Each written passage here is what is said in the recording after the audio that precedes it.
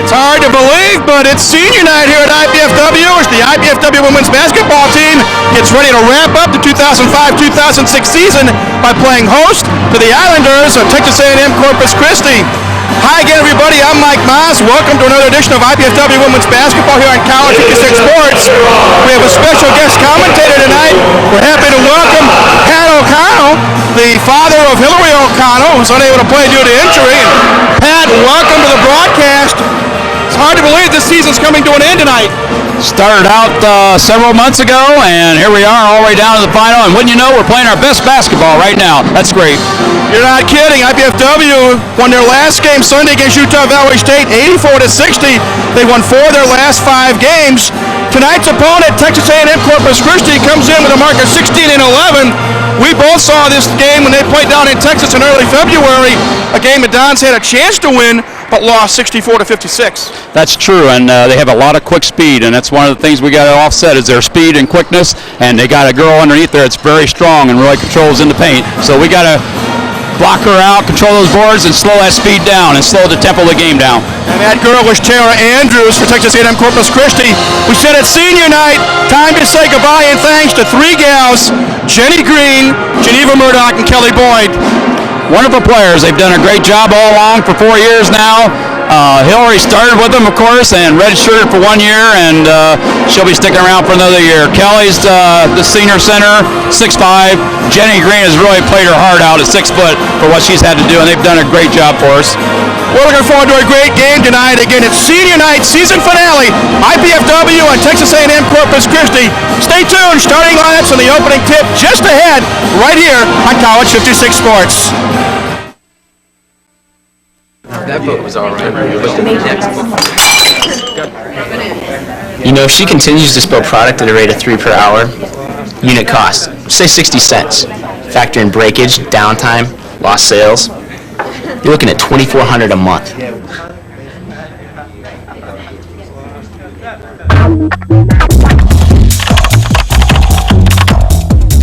Indiana University, Purdue University, Fort Wayne. One university, 2 great names.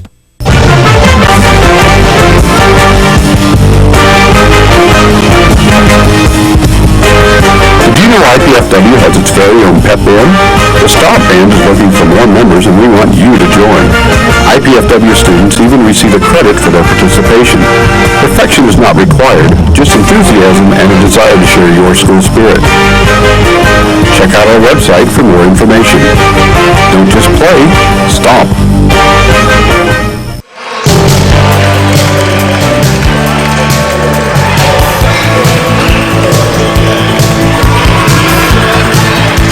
Good evening, everybody, and welcome to the Hilliard Gate Sports Center here on the campus of IPFW.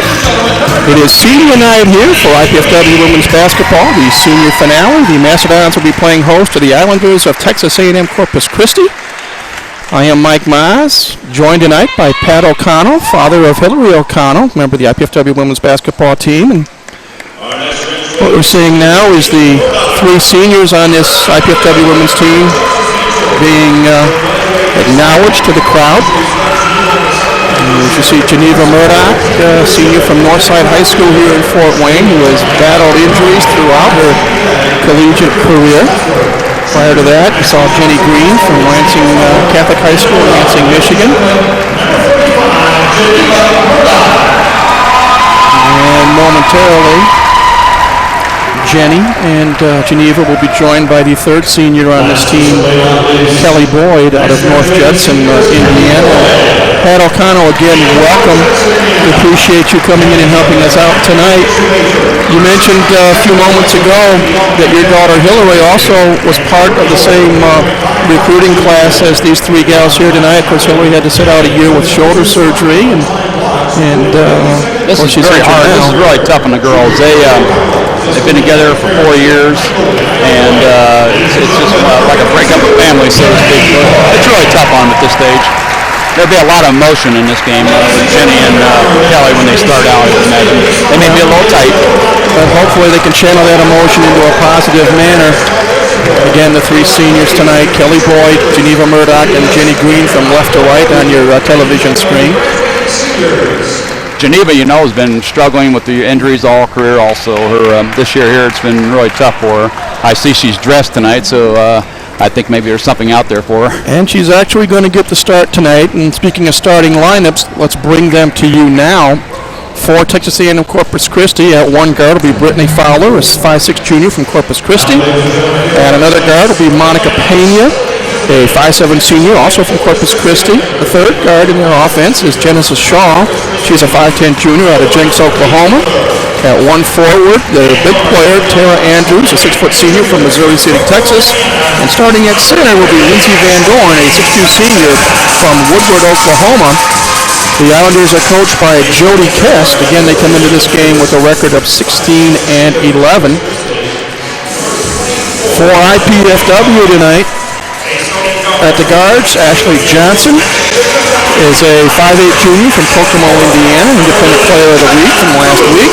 The other guard will be John Lewis Carlisle, a 5'6" sophomore from Lexington, Kentucky. And then the three seniors, Jenny Green at one forward, a 5'10" senior from Lansing, Michigan. Geneva Murdoch will get the start at the other forward, a 5'11" senior from Fort Wayne.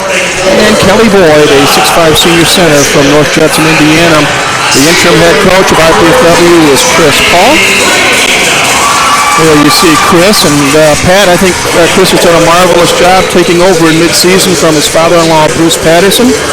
Won his first game against Appalachian State, then suffered through a 12-game losing streak, but the team has rallied, and they have won 4 of their last 5 coming into tonight. Playing their strongest basketball right now, which is the best time you want to play it, is towards the end. Momentum into next year and the push into next year.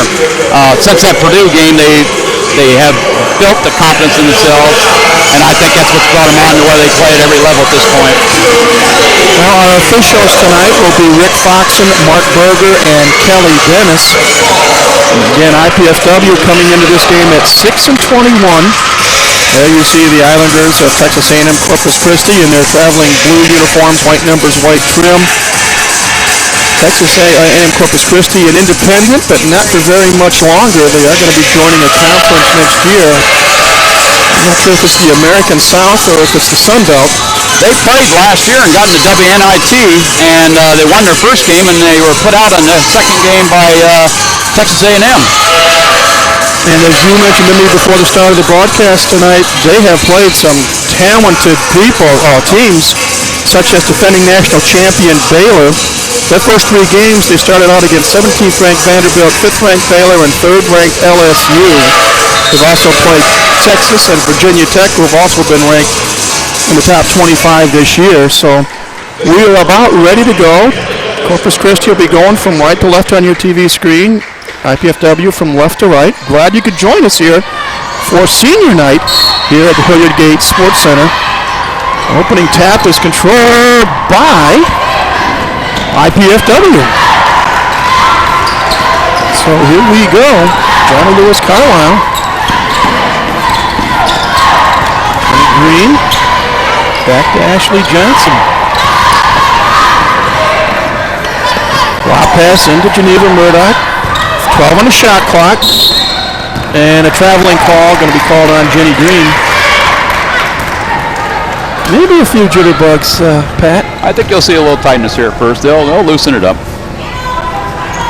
especially in Geneva. She's only played a couple times this year, so this is great for her to be out there. There's Brittany Fowler with the basketball.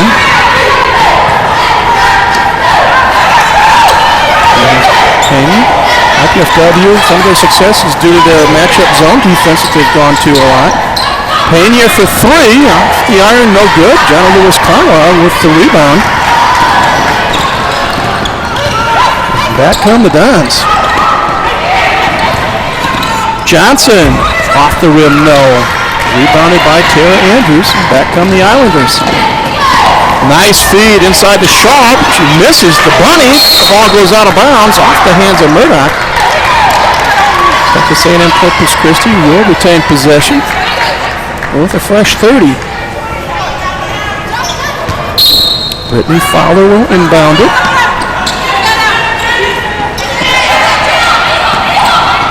They work it around the perimeter. Pena, top of the key. Inside to Andrews. Off the glass, no good. Boyd with the rebound. Good defense back by Kelly Boyd. Can tear Andrews away from the glass. That's going to be important to hold that inside the paint. We played a minute and a half. Three-pointer up and in by John Lewis Carlisle. And the Dons are on top, 3-0. Another feed inside. Traveling call. Get a shot blocked. Substitution now. Tina Mullen in for Geneva Murdoch. Crowd gives Geneva applause. Tina Mullen is one of the reasons IPFW's fortunes have improved because she has improved her play tremendously over the last 7-8 games. She has been playing well as Julie has done a great job also. Both freshmen have played very well in the last 4 or 5 games. Another three-pointer up and in by JLC, John Lewis Carlisle, and it's 6-0 IPFW. We play just over 2 minutes here at the Gate Sports Center.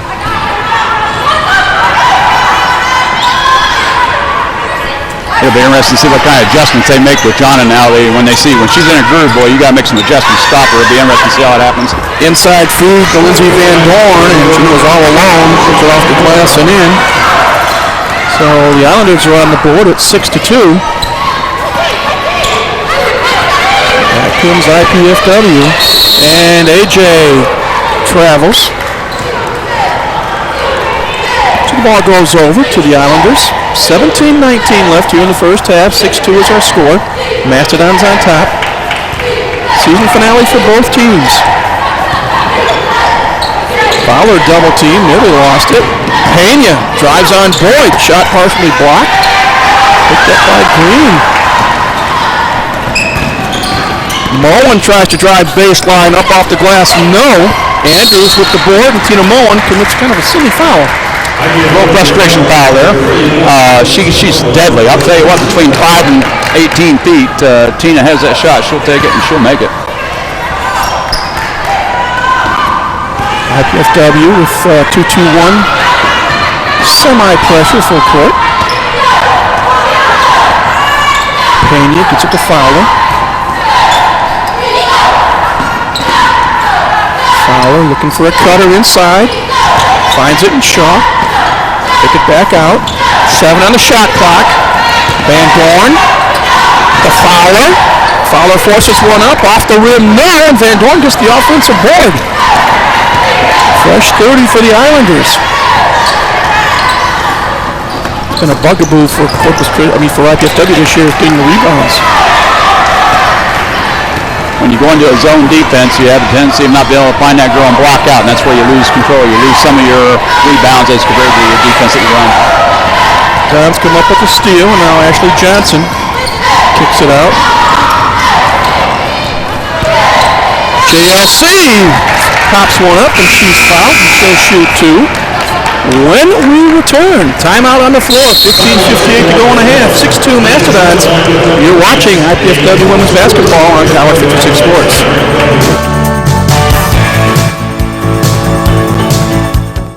Are you in there?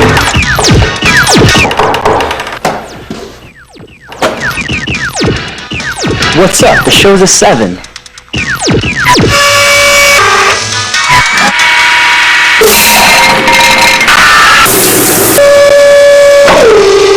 Whoa.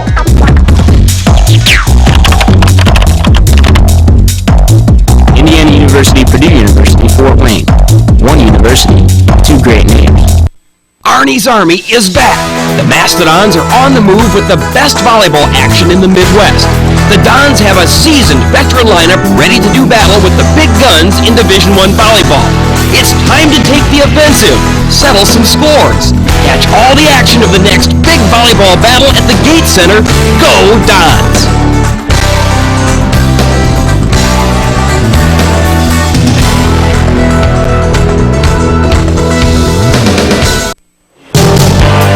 Welcome back to the Gate Center. There you see interim head coach Chris Paul giving instruction to the IPFW Mastodons. And on the other side, there is Jody Kest. the head coach of Texas A&M Corpus Christi. We played 4 minutes and 2 seconds. IPFW on top 6-2, and Jonna Lewis Carlisle will be at the line shooting 2. Jonna, a 75% foul shooter, and she knocks down the first one. She has scored all 7 IPFW points this far. Second one rims out, and Tara Andrews brings down the rebound. And Texas A&M Corpus Christi in the blue uniforms, going from right to left on your television screen as that ball is kicked out of bounds. And a straight man-to-man defense right now. Yeah, you see Chris Paul on the right, Alan Buck on the left. Julianne Boone in for Kelly Boyd. Julianne, the freshman out of Halle, Germany. Brittany Fowler with the basketball. Looks like IPFW in the man-to-man defense. Inside feed to Tara Andrews, and that's when she is so dangerous. First 2 points of the night, and the lead's cut to 3.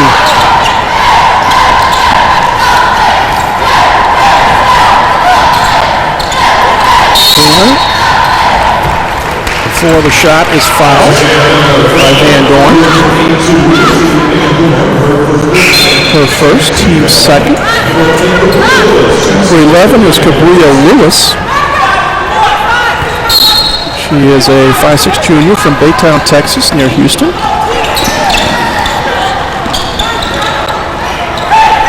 She's one of the leaders in assists this year for Texas Corpus Christi. We got to be careful with her. She's liable to set a lot of things up. Ashley Johnson hits it back. Puna in the block. A two-man game. Turnaround shot, no good. Jenny Green fighting for the rebound. Got the timeout. Good play for IPFW. Jenny Green, a senior from Lansing, Michigan, calls a 30-second timeout. There's 6 seconds left on the shot clock. IPFW will have to do something somewhat quick. You can see right there something we weren't doing early in the year. Inside out. You got to have an inside-outside game. Right there, they were doing inside-outside into Julian, out, back in, and that's what you got to have. And that's going to make trouble for a lot of teams when we're going inside-out. You can do more than just sit on the sidelines. Participate in the excitement of Mastodon Athletics by joining the Royal Dons Club. The Royal Dons is IPFW's official athletic booster organization. Members enjoy athletics-related special events, priority access to tickets, and more. To learn about the Royal Dons Club, call 260-481-6643. You can write to them at 2101 East Coliseum Boulevard, Fort Wayne, Indiana 46805, or go to the IPFW Athletics website at www.ipfw.edu/athletics. Inside feed, Mullen off the glass and in just as the shot clock is about to expire. Good pass from Lewis Carlisle to Tina Mullen. Great play setup on that one. 9-4. The lead is 5. And that grimace you heard came from Jonna Lewis Carlisle. Picked up her first foul. It wasn't one of those where she's in pain, it was, except for the mental part of it. Second team foul. Nan Moore in for Jenny Green, freshman out of suburban Detroit. Skip, nice play by Jonna Lewis Carlisle. Denied that pass intended for Mercedes Cooper. Excellent job there. AJ driving inside, forces a shot up, no. Rebounding it is Elisa Beagle, who's now on the floor for Corpus Christi. There's Cabria Lewis running the point.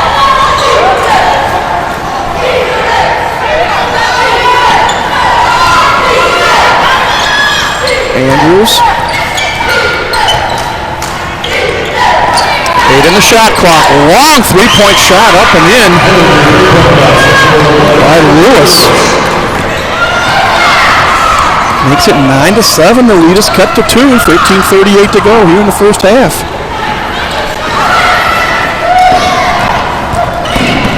And Moore thought about a three.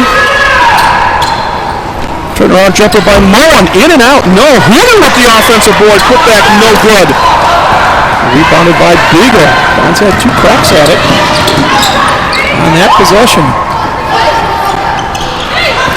There's a steal by John Lewis Carlisle.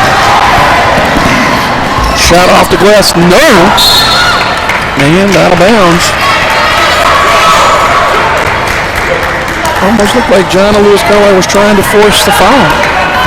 You always want to try to get one in there, but didn't get the call. Back come the Islanders, trailing by 2, 13 minutes to go.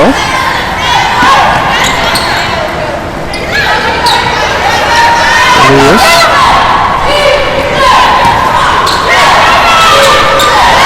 A baseline jumper in and out. Fight for the rebound. Shot up is no good by Beagle, but she is fouled and she'll shoot a couple. Julianne Huna picks up the foul, her first, team third. And again, that rebounding bug, Pat, hurts IPFW. Yes, it does. Lisa Beagle is a very strong girl, and she's going to be a dominant force in there. First free throw is no good. Beagle is a 49% foul shooter coming into this game. That's one we probably want to have on the line most of the night. So I'll replay. Second free throw, no good. And Huna comes down with the board. So here comes IPFW on the attack.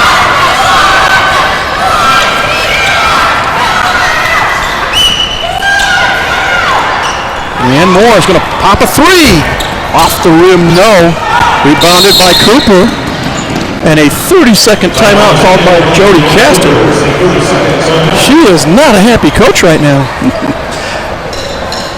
I think Chris Paul wanted a pushing foul against Tina Moen. She was right under the basket. It looked like she got a slight shoved in there and got a hold of it. There you see Chris Paul with his charges. That's one thing you like to see when both head coaches are really into the game, working with their players. Instructions, training. That's what the game all about. That'll make champions.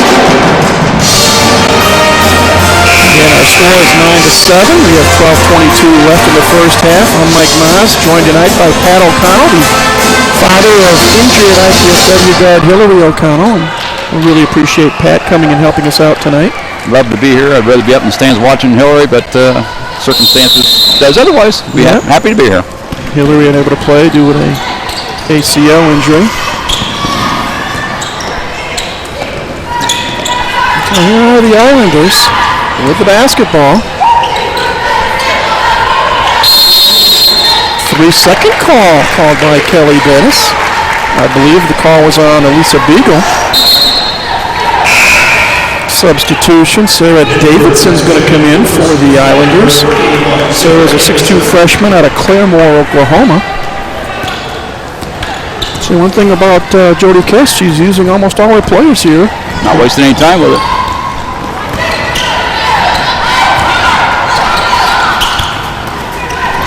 Mullen loses the basketball. Lewis Carlisle gets it back. Good hustle by JLC. 10 on the shot clock. And Moore, got to do something. 3, loses the ball out of bounds. With 11:41 to go, we get another timeout on the floor. Our score, Mastodons 9, Islanders 7. Back in a moment with more of IPFW women's basketball right here on Power 56 Sports. Dad, you know we love kids, and I've made a decision that will totally change my life. Cameron's too. It's a huge responsibility, leading someone into, who knows, communication or science or math. That's what life's all about, right? Learning so you can pass on knowledge to younger minds. Dad, Mom, I want to be a teacher.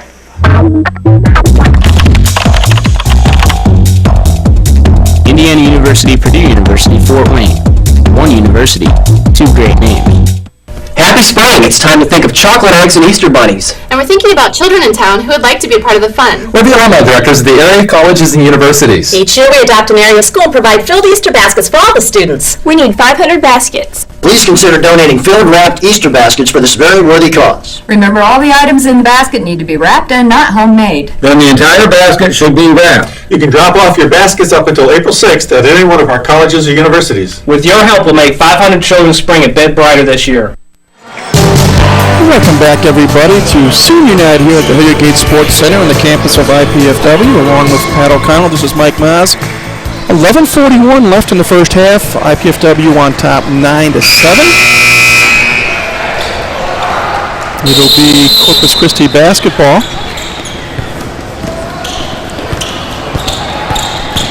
IPFW again with some full court pressure. And the Islanders break it. Gabriel Lewis in the point guard position.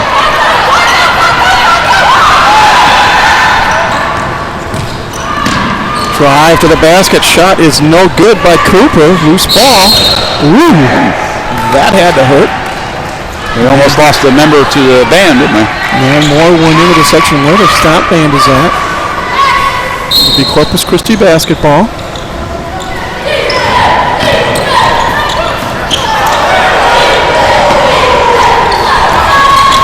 Cooper gets it back out, top to Lewis. IPFW in that matchup zone, left-hand shot, up and in. Lewis, she's got 5 points. The last 5 Islander points were tied at 9. Lewis Carlisle for 3 is short. Tara Andrews with the rebound. We need to be a little bit more patient with our shots down there.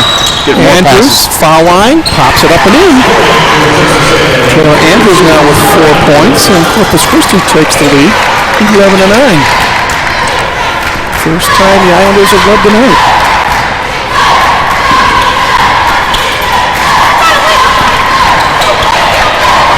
See what the Dons can do in this possession.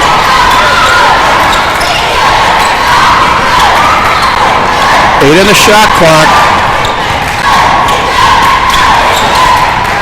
A horn on the shot clock, and we got a traveling call. Mercedes Cooper in the third division of Ashley Johnson, and AJ committed the turnover. Starla Williams is in for Julianne Herner, and Jenny Green back on the floor for the Dons. Just under 10 minutes to go here in the half. 11-9, Islanders on top. Andrews in the low block. Shot off the glass is real strong. We got a foul, gonna go against Corpus Christi. Davidson picks up the foul, her first. Team fourth. There's some good blocking out on that last possession. Moen nearly loses it as Cooper went for the steal.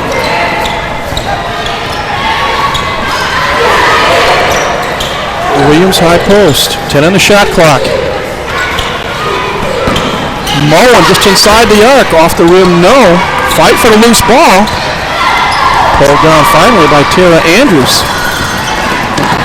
Corpus Christi controlling the glass right now. Andrews inside feed, and before the shot, there is a foul. That was a pretty good foul, Mike. That was going to be a basket no matter what, so it was a good foul. Put her a line maker or burn him from the free throw line. Foul is on Williams, her first, team fourth. And so it's a non-shooting foul. Nicole Duncan comes on the floor. She's 5'8" junior from Houston for the Islanders.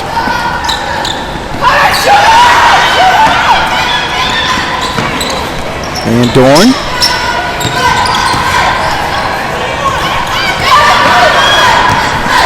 Corpus Christi working on the perimeter, looking for a cutter. There's a skip pass. Lewis for 3. Oh, she's got a nice shot. Gabrielle Lewis now with 8 points. It's a 14-9 Corpus Christi lead.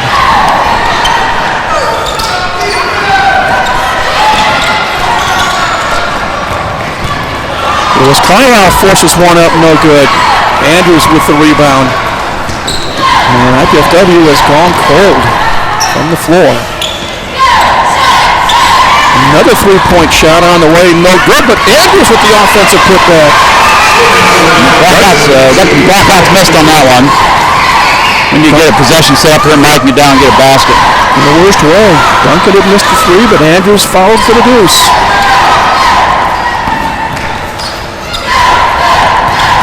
Moen double-teamed. 10 on the shot clock. AJ hasn't scored yet tonight, and blocking foul going to be called on Cabria Lewis. And again, we have a timeout on the floor, 7:58 to go, and it's a 16-9 Islander lead. For Superstar IPFW athletic events, call 260-481-6000, or you can go to the IPFW Athletics website. It's at www.ipfw.edu/athletics. Tickets are available for individual events or mini-season ticket packages that are still available. Again, that phone number is 260-481-6000, or please go online at www.ipfw.edu/athletics. Pat, we mentioned in the last time out that IPFW has just gone cold from the floor. I think it's 3 of 14 for 21%. Meanwhile, Corpus Christi heating up. At one point, they were just 16% from the floor, and now they're hitting almost 44% of their shots, 7 of 16. Cabria Lewis is really, she hasn't missed a shot at anything yet so far, so we need to put a stop on her right away. She has 2 trays and a deuce for 8 points to lead all scores. Andrews has 6, and Lindsay Van Dorn has 2 for IPFW. Jenna Lewis Carlisle has 7, and Tina Moen 2, and that is your scoring through the first 12 minutes and 2 seconds of this first half. Again, this is the season finale for both teams. Texas A&M Corpus Christi 16-11, IPFW 6-21. AJ gets it into Jenna Lewis Carlisle. AJ, baseline jumper is good. Johnson with her first points of the night. That's the lead to 5 at 16-11.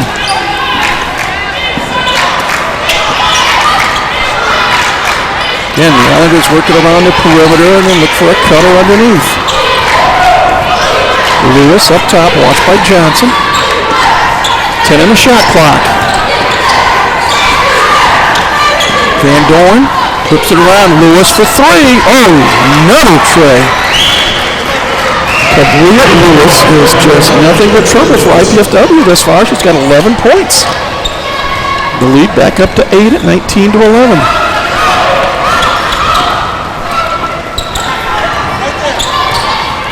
Johnson watched by Duncan. Lewis Carlisle for 3, yes. Badly needed. Bucket by Donna Lewis Carlisle. It's at 19-14. Duncan to Van Dorn. Baseline jumper. No good. Offensive rebound by Lewis. Duncan for 3. That's no good. Fight for the ball. And they're going to say that Boyd touched it last. Beagle back on the floor for Davidson. Genesis Shaw comes back in, replacing Lindsay Van Dorn for Texas A&M Corpus Christi. We have Ashley on the scoreboard now. Let's go to see if they get some confidence going with her and see if she can get us going on offense. Well, what a game she had at the Coliseum against North Dakota State. Andrews in and out, no good. Fight for the rebound. And on the alternate possession, it'll remain with Corpus Christi. 6:28 to go in the half. It's the Islanders 19, the Mastodons 14. Cabria Lewis will inbound it. Shaw looking for somebody. Gets it back up to Lewis. Jumper is no good. And finally, AJ Post on the ball. And here come the Dons, moving from left to right on your television screen. Inside feed to Kelly Boyd. Shot off the glass is short. Rebounded by Beagle. Kelly might have been able to take one more stride. If she'd have come back to her strong side instead of staying on her weak, she might have got it. That's a long two, I believe, for Shaw. And it's 21-14. Pass inside, intended for Boyd, but Kelly is fouled by Elisa Beagle. Her first. 15 foul.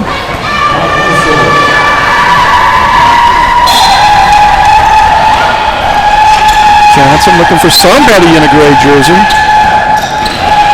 Gets it to Williams, gets it back to AJ. Jenny Green to Williams. Starla. Got away with a step and got the bucket. Hey, we'll take it. First points for Starla. Lead down to 5, 21-16, 5:15 to go. Tara Andrews up top. She's averaging 16 points a game for the Islanders. Cabria Lewis, 11 points so far here in the first half. Just inside the arc, there's a miss. Carlisle, here's Carlisle with the rebound. First miss of the night for Cabria Lewis. Let's hope that strings a few of them.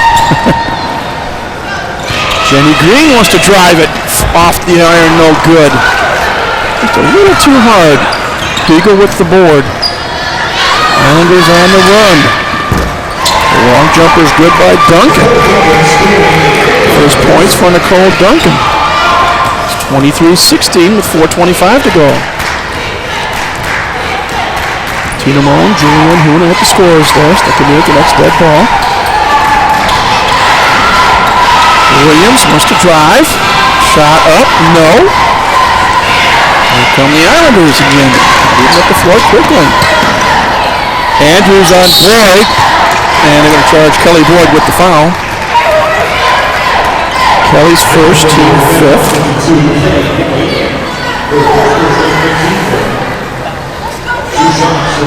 Well, the Dons got off to a good start. 7 quick points by Jenna Lewis-Carlisle. They had a 7-2 lead. But Corpus Christi has come back to Andrews. Knocks down the first of the 2 free throws.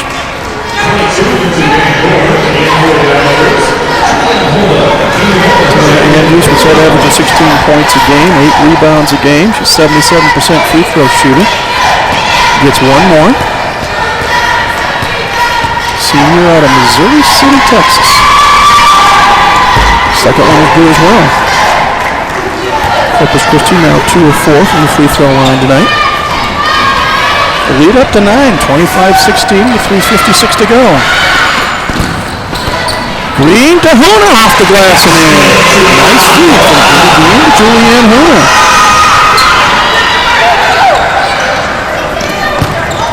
Inside, shot up and in off the glass by Beagle. Dons have to control that inside Corpus Christi game. Get a 9-point deficit for the Dons, 27-18.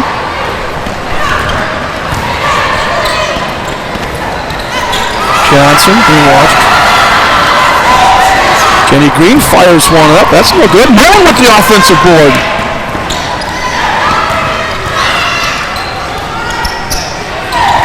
AJ trying to rub off a Jenny Green screen. Pops one up. That's no good. Van Dorn with the rebound. Cabria Lewis. They work it around. Van Dorn for 3. And Chris Paul says, we got to take a timeout. With 2:51 left in the half, and the Dons trailing by 12, 30-18.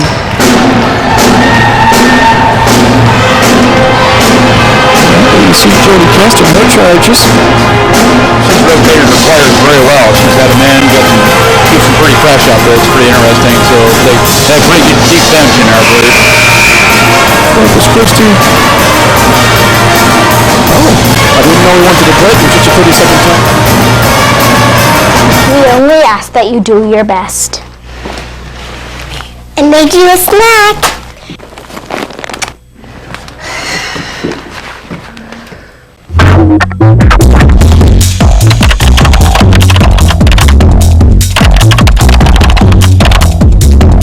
Indiana University, Purdue University, Fort Wayne. One university, two great names.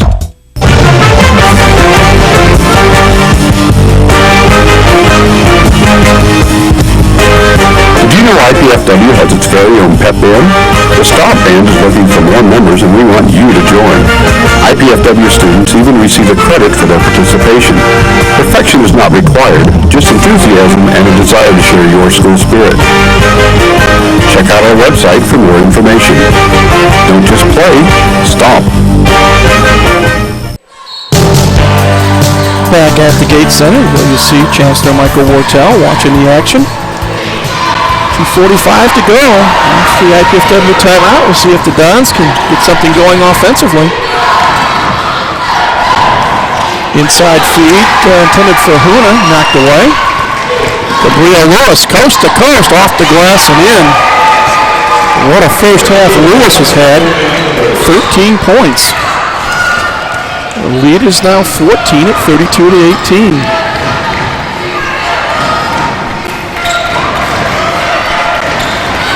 Lob pass for Huna. Julian off the glass and in. Nice feed from Johnson to Huna. Julie with 4 points now. Nearing the 2-minute mark. It's 32-20. Dons could use a stop.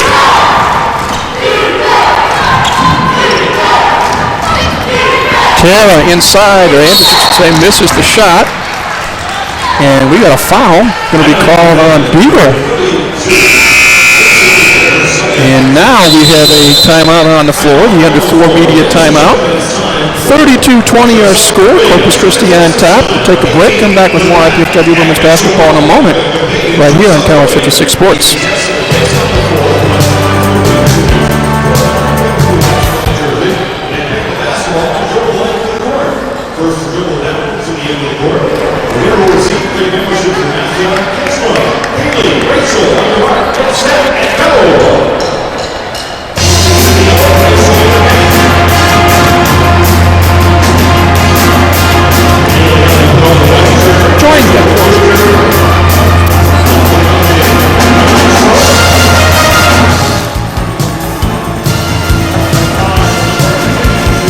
Join head coach Dane Fife on College 56 for Inside Dons basketball with highlights and insights on the Mastodons from the head coach and his guest.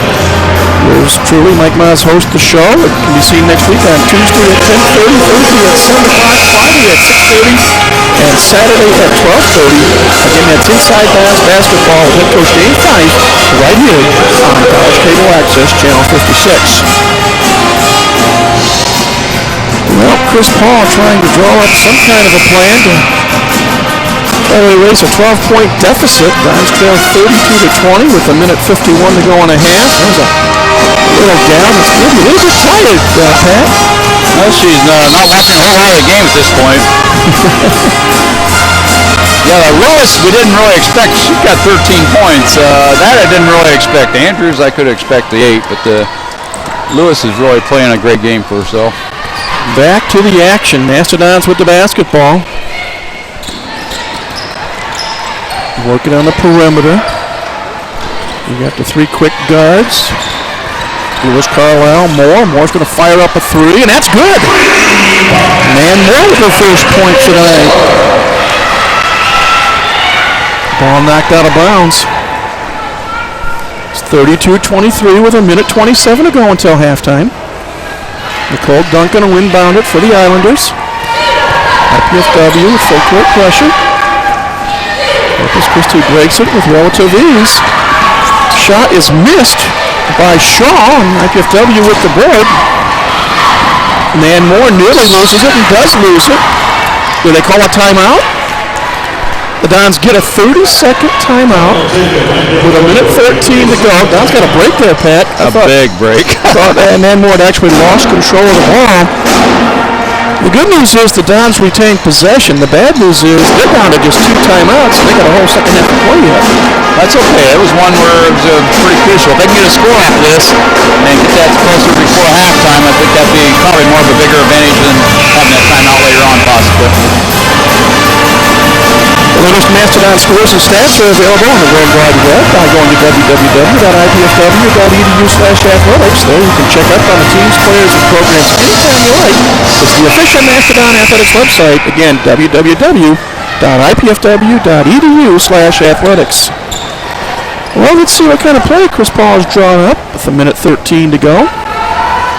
Jody Kess talking to Mark Berger. I'm assuming she's referring to the timeout, how it was called. Correct. Manmore with the basketball. Lob pass into Huna. Julian's worked well in the post. Turnaround jumper's good. Huna with a half a dozen. Now the Dons need a stop with just under a minute to go. They get the ball up the court so well. Van Dorn travels with the basketball. There's the defensive break that the Dons needed. Turnover number 6 on Corpus Christi. Now let's see if IPFW can convert. 49 seconds and counting. Dons trail by 7, 32-25. Oh, a 3 would be nice right now.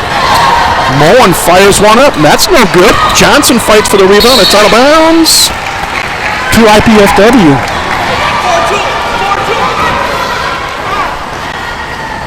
34 and 1/10 seconds left. Ashley Johnson to inbound it. Mark Berger. Boy, what a battle between Van Dorn and Huna. Underneath.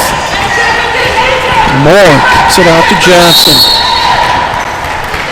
3-second call. Wow, that's unusual, Pat.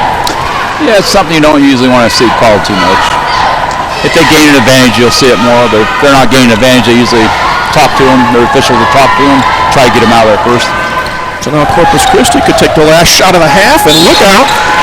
Good catch. Turnover, Islanders. IPFW gets one more chance. You made a nice catch, Pat. Thank you. Save the equipment here. Yeah, well, anything we can do to help the company. Ashley Johnson surveying the scene. Down to 14 seconds. Corpus Christi in a 3-2 zone. Moore on the wing. Carlisle short on the 3. 1 second. Half-court shot in the air. Off the rim, no good, and that is it. The first half has come to an end, and as the teams head to the locker room, IPFW finds themselves trailing by a score of 32-25. Quick thought on the first half, Pat. I don't think we're playing that bad. We're not getting the shots quite fall yet, but if you look at our shooting percentage and we pick that up in the second half, I think we'll come right back into it. The defense has been playing pretty well. You got them sitting at a possible 60-point total points. We can play as well defensively second half, and our girls haven't lit it up yet. They light it up, and I think we roll, and I think we'll be all right. Again, it's halftime, 32-25. Islanders on top of the Mastodons. Back with more IPFW women's basketball in a moment, right here on College 56 Sports. Pizza! Must eat. Oh, wait. What is this? Capsicum annum? Agaricus bisporus? Allium cepa? Can we eat this? Peppers, mushrooms, and onions. Eat your pizza, man. Honey. Indiana University, Purdue University, Fort Wayne. One university, two great names. Happy spring! It's time to think of chocolate eggs and Easter bunnies. And we're thinking about children in town who would like to be a part of the fun. We're the Armagh directors of the area colleges and universities. Each year we adopt an area school and provide filled Easter baskets for all the students. We need 500 baskets. Please consider donating filled wrapped Easter baskets for this very worthy cause. Remember, all the items in the basket need to be wrapped and not homemade. Then the entire basket should be wrapped. You can drop off your baskets up until April 6th at any one of our colleges or universities. With your help, we'll make 500 children's spring a bit brighter this year. Oh, yes, to the 30, to the 50, to the 40 of Dedham. He's going down the sideline, and it's up! If legislation being considered now in the U.S. Congress passes, you won't see your local team or your government or local events and news on this TV channel. Telecom giants want to end the funding source for this and other local channels, and with such action, end your rights to watch or produce local programming. Don't let local access become won't see TV. Go to SaveMyFreeSpeech.net or AllianceCM.org now and learn how you can help. Become informed and contact your representatives in Washington. The time for your action is now. Otherwise, this is all you'll see here soon.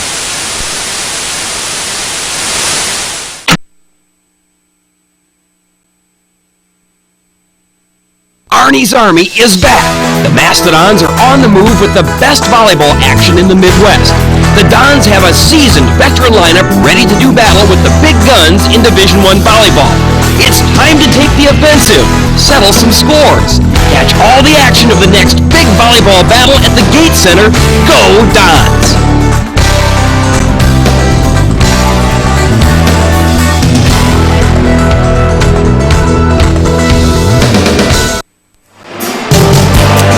Welcome back, everybody, to the Hilliard Gate Sports Center here on the campus of IPFW, where it's halftime of our women's basketball game, the senior finale tonight. IPFW on the short end of a 32-25 score as you look at former IPFW head coach Bruce Patterson with his wife and his daughter Tricia, who was Chris Paul's husband. And I'm joined by Pat O'Connell, father of Hillary O'Connell, unable to play because of a knee injury. And I guess the first question I want to ask Pat, how do you like working on the TV side? Well, it's interesting. As long as I can keep myself to remember that I'm here instead of up there, that's pretty good. So far, I've been able to hold to it. Well, we really do appreciate you coming in and helping us. One other question I want to ask. We mentioned Hillary got hurt in the North Dakota game, and she's going to have some surgery. Outside of being sore, how is she feeling? Day by day. The first day wasn't too bad that night. It didn't swap as much as we thought it would. We had it iced down well. The next day it was very bad. It was sore. Put her on crutches for the day. She came off the crutches then yesterday, and it's swelling up. And then today she said she's having a lot of pain in it. The damage is already done. It's torn. We know the surgery's got to be done. So we're going to take a little break and take her down to Florida for about 10 days. She's able to run on it, not on the beach, but she can run on the cement and pavement and so forth. So she'll go out and do some running and keep in shape. And what you want to do is make it stronger so you can come back and have the surgery, and it's not as bad for you if you do that. So that's what we plan on doing. Well, she's had an injury-riddled career. We mentioned earlier she had to miss a year, redshirt a year because of shoulder surgery, but she has had a couple of very good games this year. One game against Maryland, Baltimore County, when she was 6 of 6 from three-point range and had 22 points. And hopefully she'll be ready to go for next year. We always wonder what kind of a season she would have had. The lower disc problem is probably affecting her more than anything at this point. And somebody at her age playing with pretty much smashed ribs or disc in the lower 3 disc is kind of tough. So and it's got to take away from your shot. So that's why I think her consistency wasn't as great as it would have liked to have been this year. Let's get back to this game. We're going to see some highlights in a few moments. The Dons got out in front quickly. Back-to-back threes by John Lewis Carlisle. 6-0 lead. They led 7-2 as we look at some of the highlights. Nice feed in there to Tina Moen. Tina she needs to keep that shot inside. Well, she's really deadly between 12 and 15 feet. A lot of skip passing in the first half. There was Ashley Johnson with her only points thus far tonight. We definitely got to get the ball in her hands so we can get off some more shots. Another long shot by John Lewis Carlisle.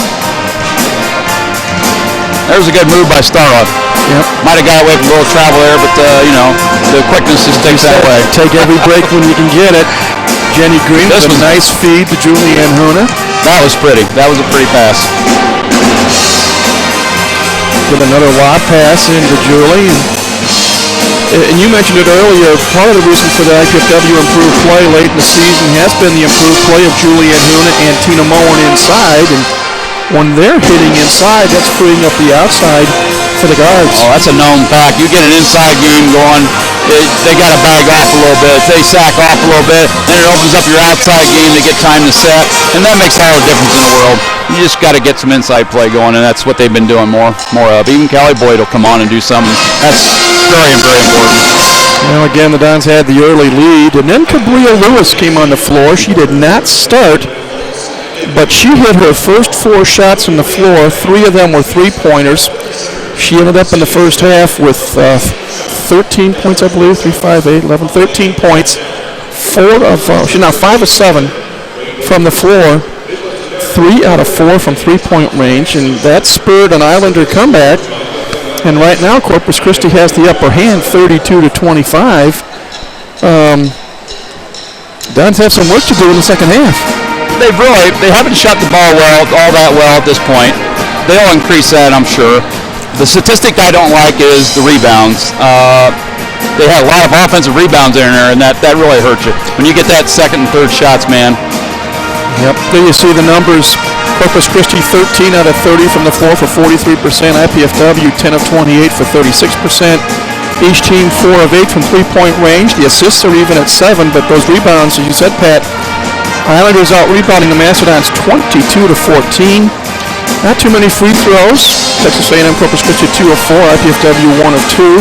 And each team has turned the ball over 7 times. But again, looking at those rebounding numbers, 22-15, but more importantly, 7-4 on the offensive end. And like you say, when the team gets 7 extra chances to score, in this case, Corpus Christi made some hay and got some extra points. Yeah, you're shooting 30 or 40%, and you get those extra.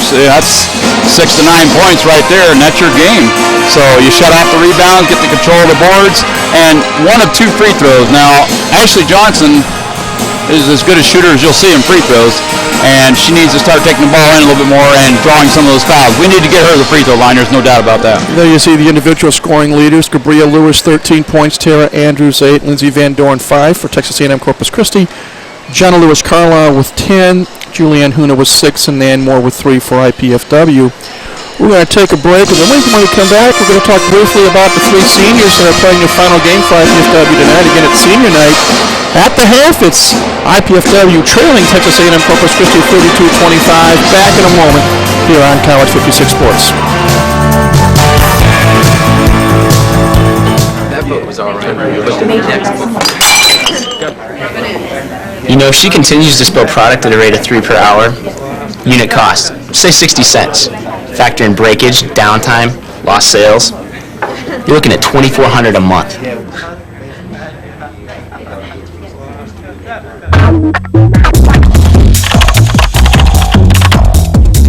Indiana University, Purdue University, Fort Wayne.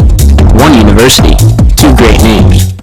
Happy spring! It's time to think of chocolate eggs and Easter bunnies. And we're thinking about children in town who would like to be a part of the fun. We're the alma directors of the area colleges and universities. Each year we adopt an area school and provide filled Easter baskets for all the students. We need 500 baskets. Please consider donating filled wrapped Easter baskets for this very worthy cause. Remember, all the items in the basket need to be wrapped and not homemade. Then the entire basket should be wrapped. You can drop off your baskets up until April 6th at any one of our colleges or universities. With your help, we'll make 500 children's spring a bit brighter this year.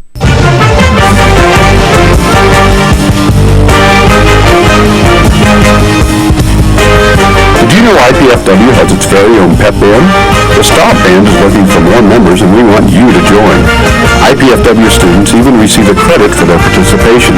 Perfection is not required, just enthusiasm and a desire to share your school spirit. Check out our website for more information. Don't just play, stop. Arnie's Army is back. The Mastodons are on the move with the best volleyball action in the Midwest. The Dons have a seasoned veteran lineup ready to do battle with the big guns in Division I volleyball. It's time to take the offensive, settle some scores, catch all the action of the next big volleyball battle at the Gate Center. Go Dons!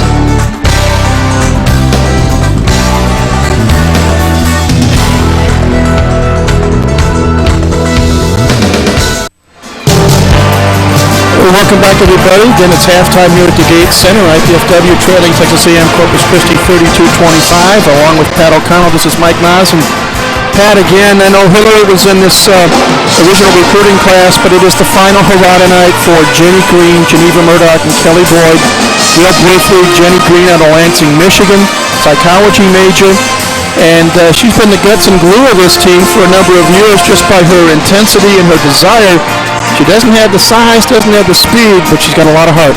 She has so much heart. You give her 2 inches and she'll probably play and destroy anybody in that basket that's out there. She has just played in a position she didn't play in high school all her life and came here and did what was best for the team, and that's so important to have players like that.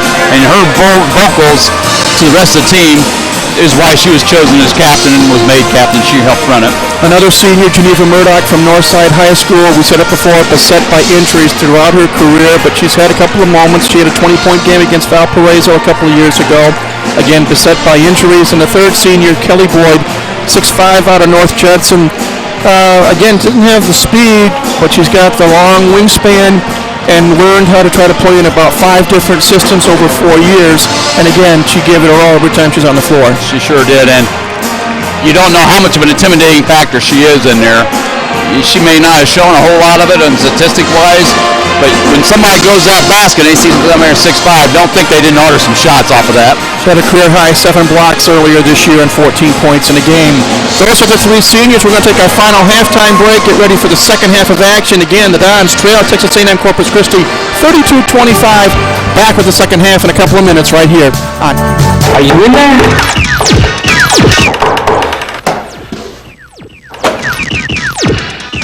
What's up? The show's at 7.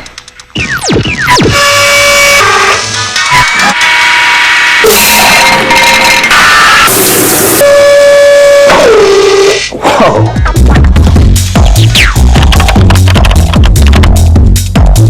Indiana University, Purdue University, Fort Wayne. One university, 2 great names.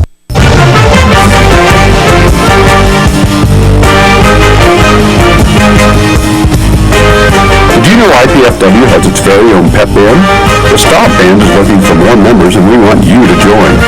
IPFW students even receive a credit for their participation. Perfection is not required, just enthusiasm and a desire to share your school spirit. Check out our website for more information. Don't just play, stomp.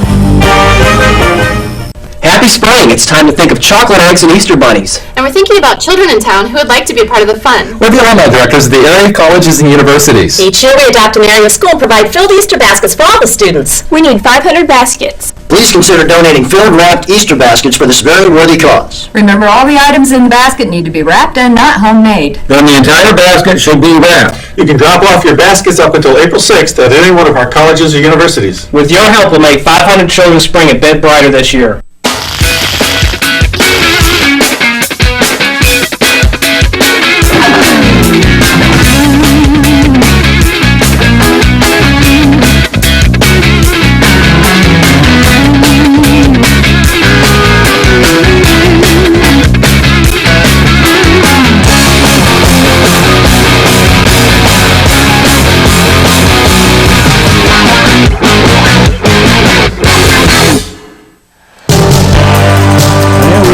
Start the second half of action. IPFW will inbound the basketball. A few minor changes. Tina Moe and Julianne Huna, Jenny Green, Ashley Johnson, Jenna Lewis Carlisle on the floor for the Dons.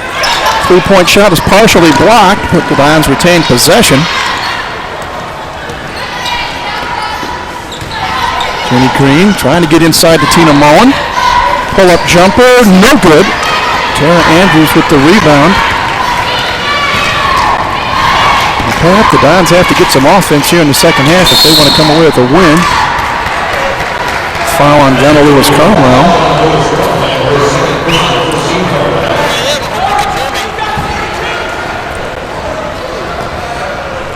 First team foul of the second half. Definitely need a defensive stop right here. Cabria Lewis with those game-high 13 points in the first half for Corpus Christi. Inside feed. Genesis Shaw misses the shot, but she's fouled, and she'll shoot a couple. And Jenny Green's going to pick up the foul, her first. Second team foul in the first 40 seconds of the second half. Genesis Shaw 63% free throw shooter. Makes the first one. She now has 3 points on the night. Second free throw, no good. And they're going to call another foul on Jenny Green. Because Paul can't believe it, and most of this crowd can't believe it. So 2 quick fouls on the senior from Lansing. Van Dorn for 3. And Corpus Christi is starting to open things up. Van Dorn now with 8 points, and it's a 36-25 Islander lead.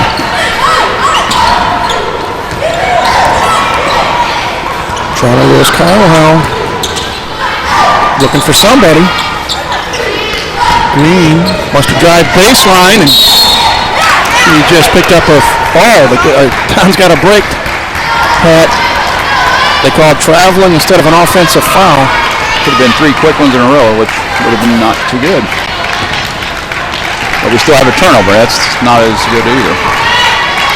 36-25, 18:44 to go here in the second half. Corpus Christi with the lead in the basketball. Oh, wide open underneath is Lewis, and she missed the shot, and Huna got the board. See what happens. Green picks it up. Mullen turnaround jumper is good.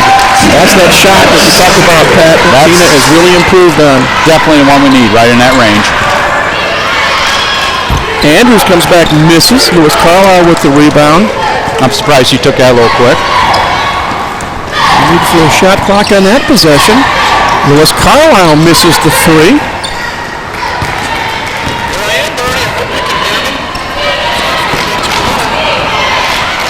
Inside feed to Shaw.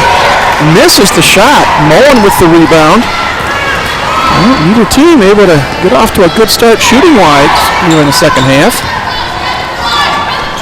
Lob pass from Mullen out of bounds.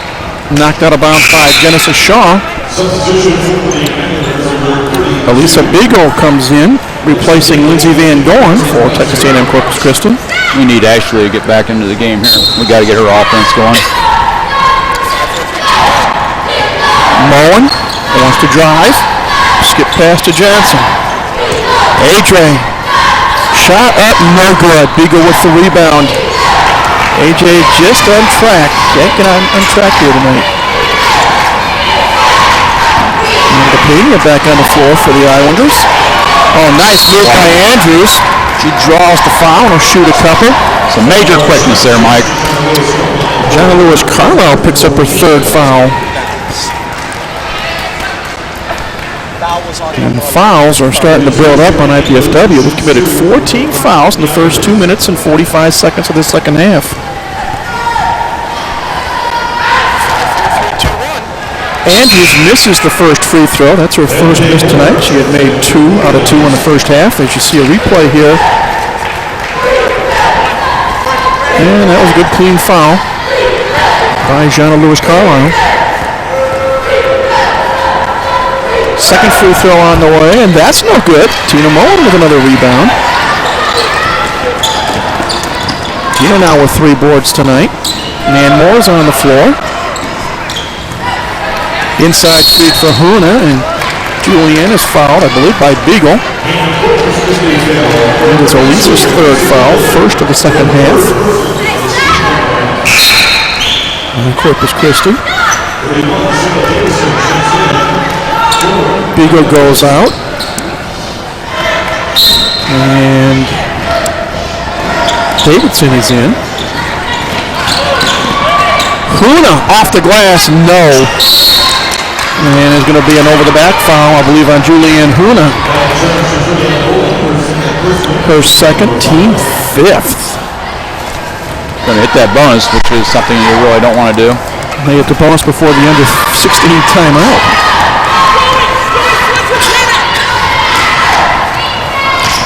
Well, Lewis walks the ball up the floor. Corpus Christi in control with a reach-in foul on Julianne Huna. Trying to deny the pass into Sarah Davidson. Julianne now has 3 fouls, 16 fouls. Natalie Roberts, who sang the national anthem prior to the start of tonight's game, is going to make her first appearance of the night. She did a fine job, too. 6'1" sophomore out of Connersville. And now blood on the knee of Jenny Green. She's going to have to come off the floor. Now, Chris Paul talking to Rick Foxen, one of our officials tonight. Scotty Kinner is going to tape up the knee of Jenny Green. And she's going to have to come out. Kelly Boyd's going to come in for her.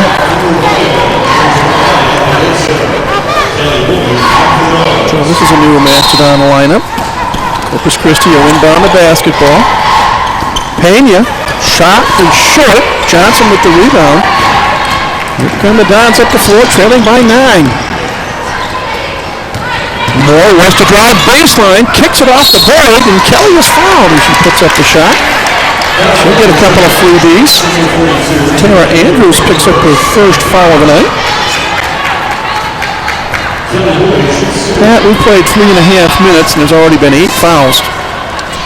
That's a scary thought. Kelly Boyd misses the first free throw. She'll get one more.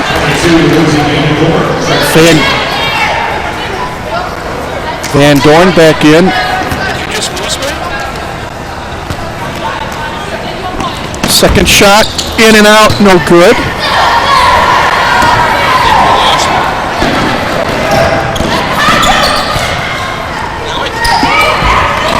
Shot in by Van Dorn.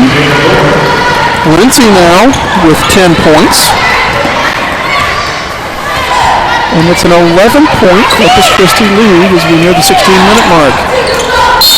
Mullen is fouled by Andrews. And I can't believe, Pat, these fouls that are being called. How many of them? I don't think they're playing any more aggressive. It just seems like the officials are tightening the game up a little bit.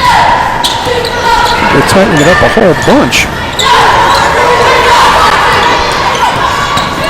Roberts, 14-footer, short, gets a long rebound, shot up and in. Good hustle by Natalie Roberts. She gets on the scorebook. 38-29, back come the Islanders. 14-footer is no good. Roberts is fouled by, oh, we're going to throw out of bounds. Yes, they are going to call a foul on Lewis. And we've got timeout on the floor. 15:41 to go here in the second half. 38-29, Corpus Christi. Back in a moment with more IPFW women's basketball on College 56 Sport. Dad, you know we love kids, and I've made a decision that will totally change my life. Cameron's too. It's a huge responsibility, leading someone into, who knows, communication or science or math. That's what life's all about, right? Learning so you can pass on knowledge to younger minds. Dad, Mom, I want to be a teacher.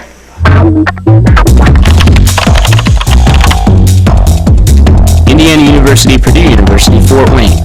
One university, 2 great names.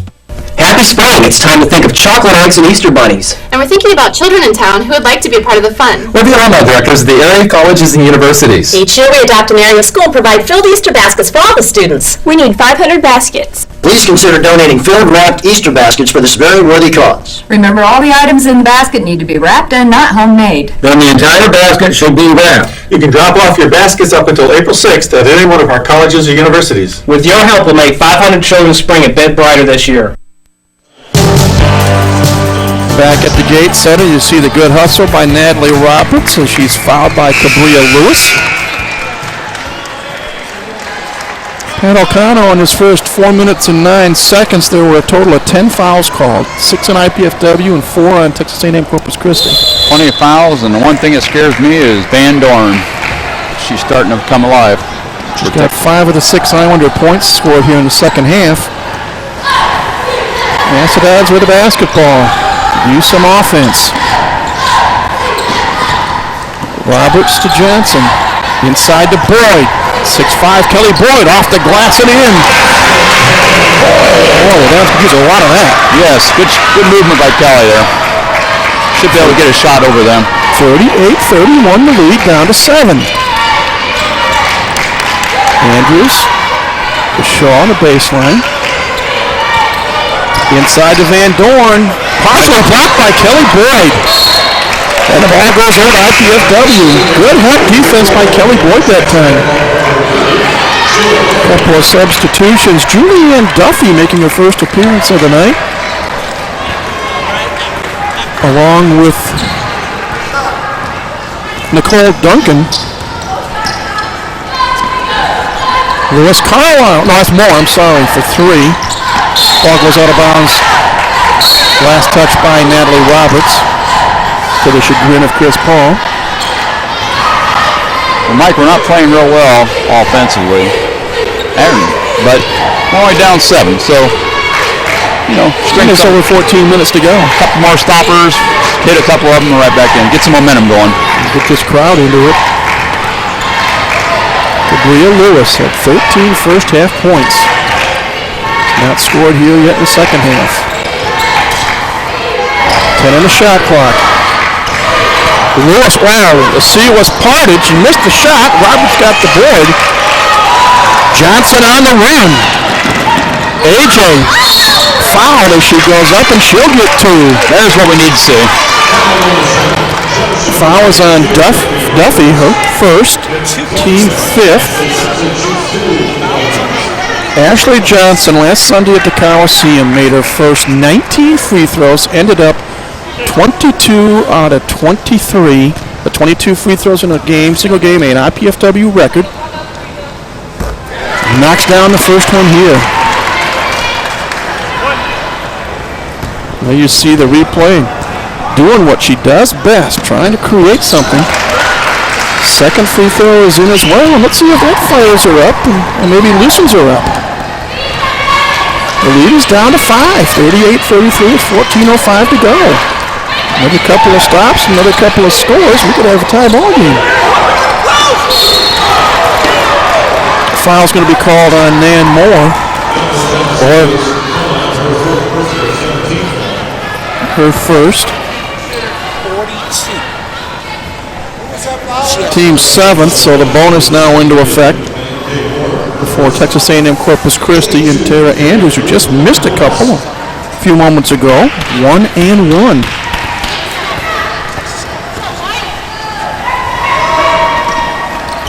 Misses that one. Moore gets the rebound.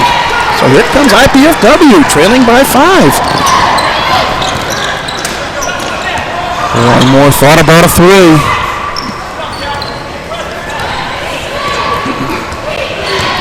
Johnson to Moen. Tina, bad pass. Picked off by Duffy. Pass intended for Andrews, knocked out of bounds by Nan Moore. Islanders will retain possession, 13:35 to go. 38-33, Corpus Christi on top. Lewis looking for somebody in a blue shirt. Duncan brings it back out.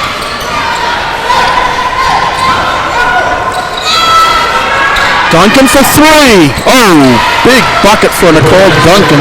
First tray, she now has 5. Came at the right time for the Islanders. Lead back up to 8.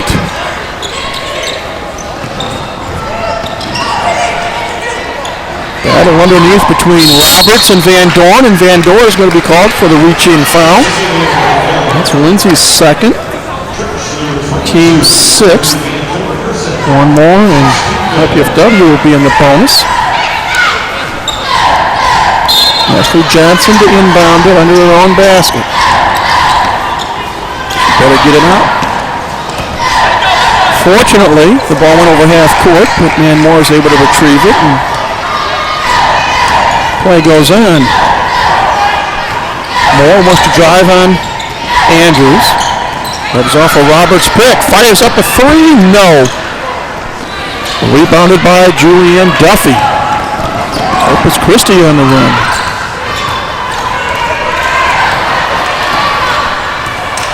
The lead 41-33 is near the 12.5 minute mark. Lewis watched by Johnson. Duffy, 16-footer is good.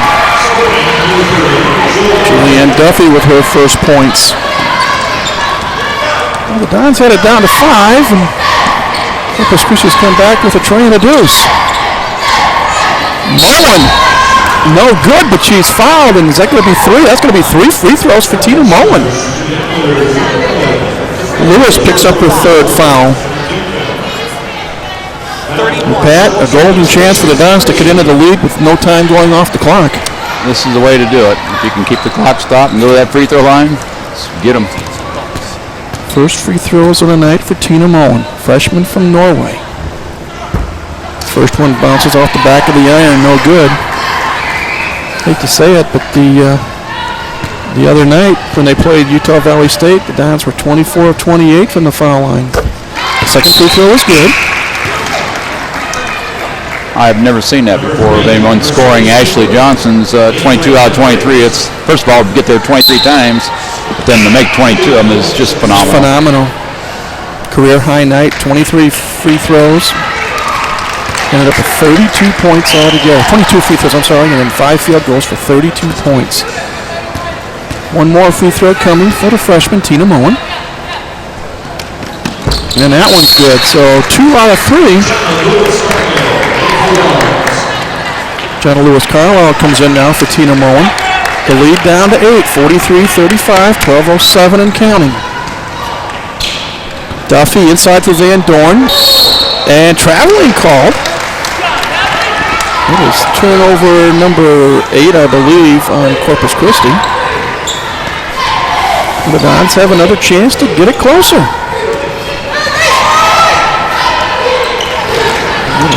1-4 offense here by IPFW.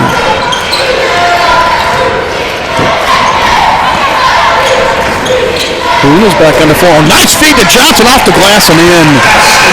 Good eye contact between Julianne Huna and Ashley Johnson. AJ now with 6. The lead down to 6 as we near the 11.5 minute mark.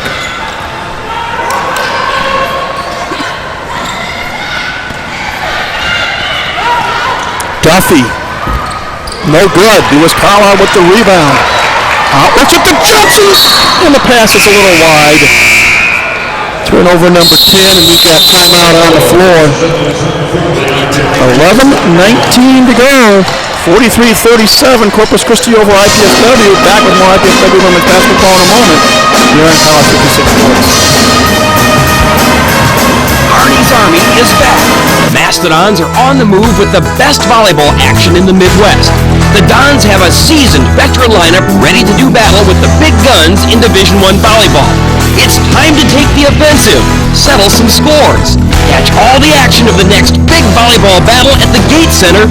Go Dons!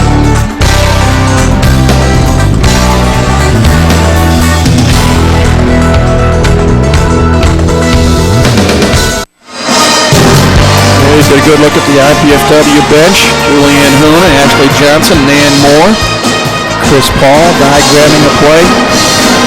Pat, the Dons had an opportunity to cut this into a possible one-possession game, but unfortunately an errant pass results in their 10th turnover, and Corpus Christi gets the ball back.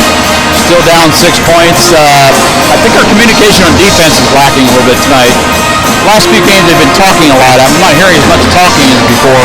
So I'd like to see a little better defense, although we're still at 43, so they're still holding them down in that 60-point range. So we need to get our offense clicking here and get something going. We're both in the bonus, and that could be a plus for us.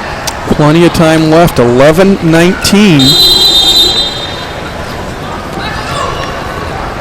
And here we go. Nicole Duncan with the basketball. Islanders moving from left to right on your TV screen. And Jenna Lewis-Carlisle just picked up her 4th foul. With 11:10 to go. That was kind of a strange call. Had a little push inside there, but that really hurts. Lindsay Van Dorn at the line for the first time tonight, shooting 1 and 1. And Jenna Lewis-Carlisle leading scorer, and IPFW has to go to the bench. free throw bounces around and drops through. One more free throw coming. Lindsay Van Dorn going for her 12th point of the night. No good. There's a push foul. Going to be called on Andrews, and for Tara Andrews, that's her third. She might be someone that Chris Paul might want to try to design an offensive play to try to get her fourth foul. She is the heart and soul of the Corpus Christi team. Well, there's no doubt about that. What I don't like is most of their players are fairly fresh, and we'll see what happens towards the end of the game. But if she gets in foul trouble, that could be a big play. Roberts missed the free throw. Huna got the offensive rebound. The Dons will reload at the 11-minute mark. Huna and Van Dorn really battling underneath. Reverse layup is good. Nice play, Julianne Huna.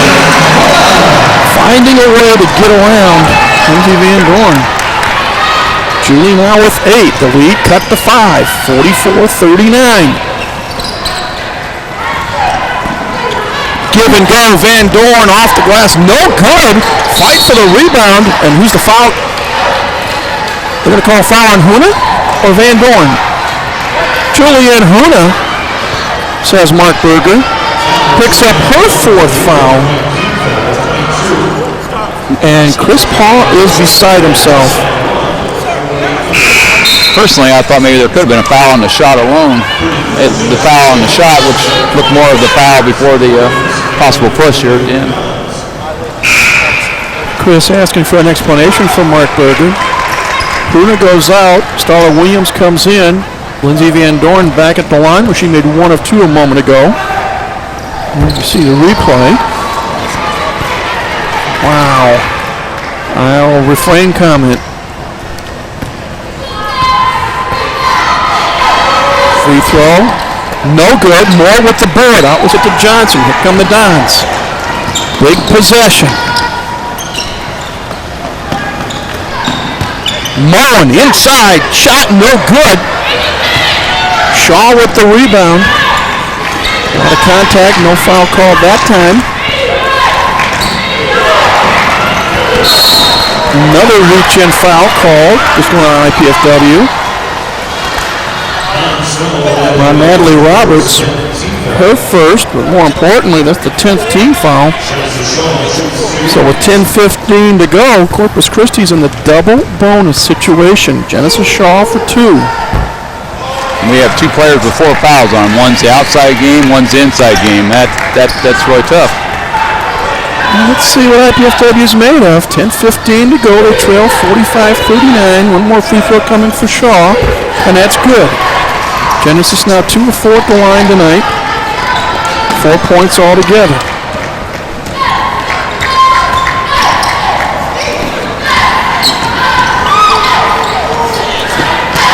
Pass intended for Johnson. AJ had to hustle to get it. Shot up, no good, but she's fouled and she'll shoot a couple. Duffy's going to pick up her second foul.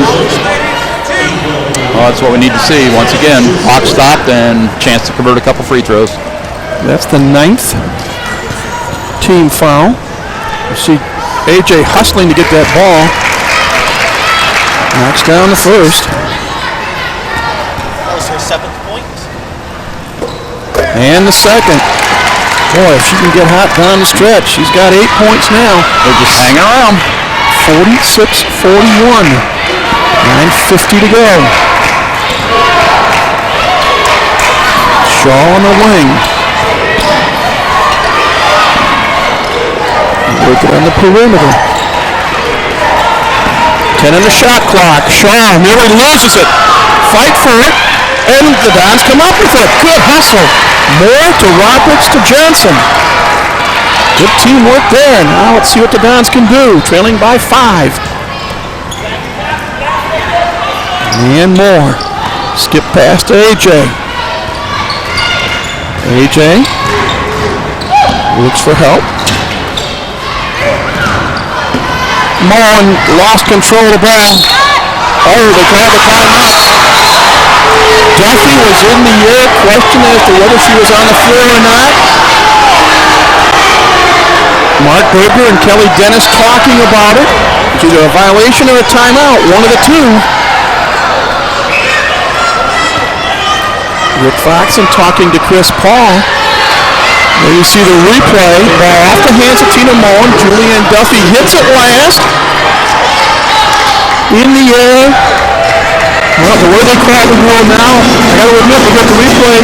Good call by the official. I wrote on temporary rule. I don't like it, but it's been in play right now for about 4 years, 5 years, and they haven't touched out of bounds, so legally they're not out of bounds. The ball's still in play. If they have control. They had control. She was in the air. The sign was given. And based on the way the rule was interpreted today, thanks to the replay back in the control room, we think that was an accurate and a good call. Second timeout called by Jody Kess. She has 3 left. Chris Paul has 2. And you see the Islander header. Quick look at a couple of the numbers. Corpus Christi 17 of 43 from the floor, just under 40%. IPFW 15 of 42 from the floor for 36%. And 9:09. I want to remind you, upcoming ahead, we have volleyball tomorrow night. Pacific versus IPFW, 7 o'clock. And weather permitting, baseball on March 21st, Butler versus IPFW. Billy Gurna's team down in Florida right now at 2 p.m. Winter sports coming to a close. Spring sports getting underway, and then there's men's volleyball. Earlier tonight, the Mastodons defeated University of Pacific 3-0. It's their 7th consecutive win. They're now 9-5 on the year. Back to the action here. Duffy looking for somebody inside. Has it stolen by AJ. Well, nearly stolen by AJ. 8:55 to go. 16 on the shot clock. Lewis with the ball. And she throws it away. Turnover number 10.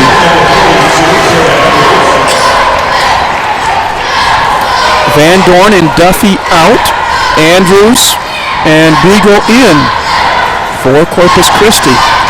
Ashley Johnson brings the ball up the floor. IPFW trailing by 5, 46-41. Tina Mullen to Moore. 3-pointer on the way. Off the rim, no. Fight for the ball. Scarlett Williams has it. Good hustle by the Dons. One of their rare offensive rebounds tonight.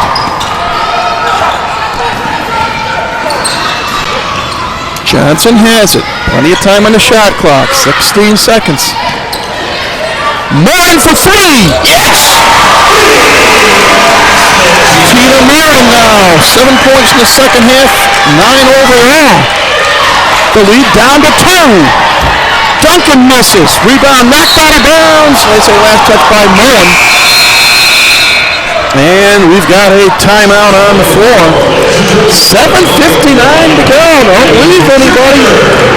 46-44. Texas A&M Corpus Christi up by 2. Back with more IPFW women's basketball in a moment here in College 56 Sports.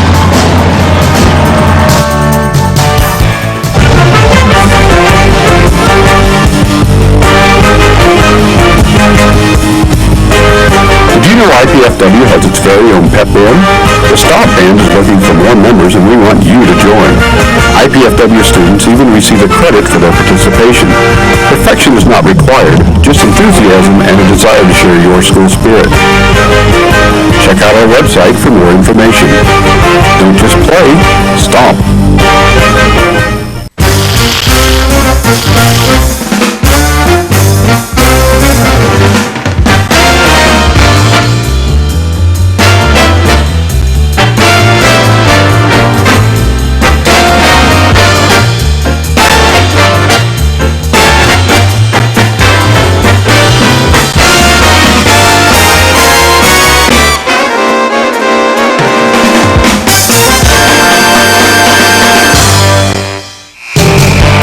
Welcome back, everybody, along with Pat O'Connell. This is Mike Moss. 7:59 to go. It's 46-44.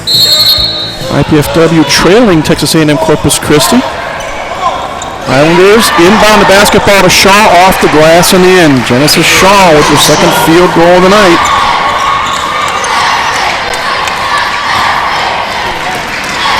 Into the 4-point game.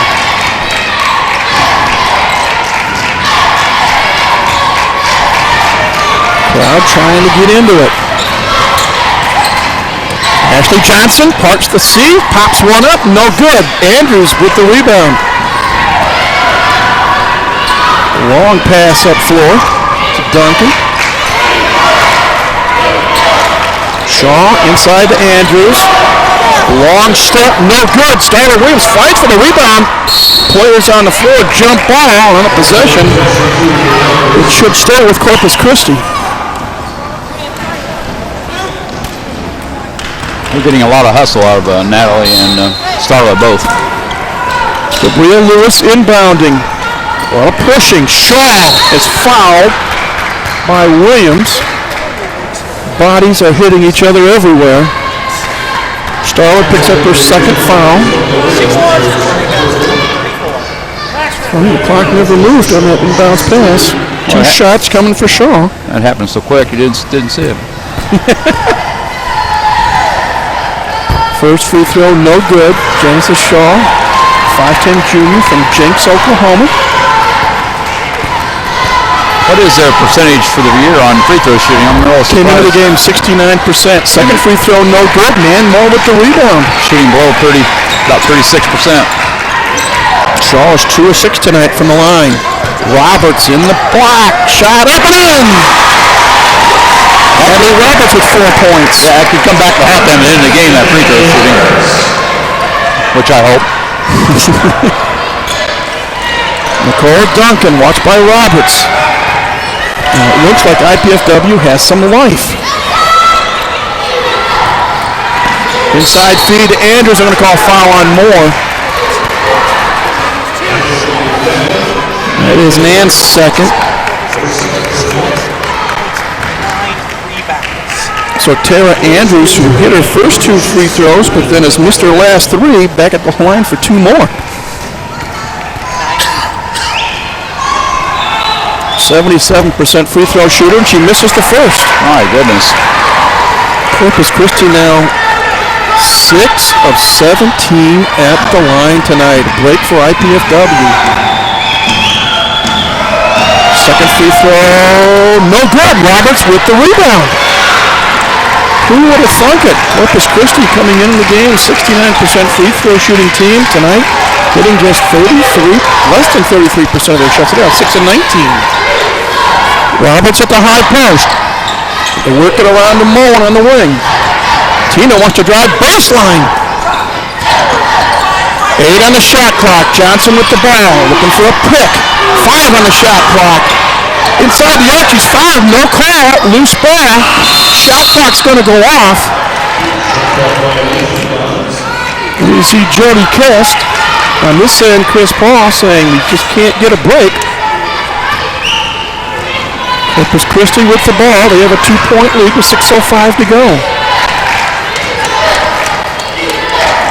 Duncan on the right wing. Motion offense now by Corpus Christi. Shaw wants to drive baseline. Shot partially blocked. Roberts, ball's out of bounds.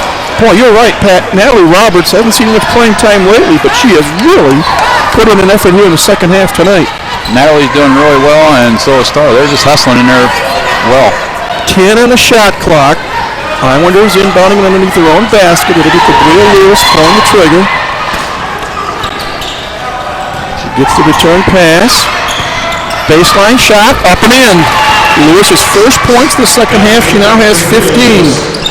The lead up to 4, 50-46 with 5:37 to go.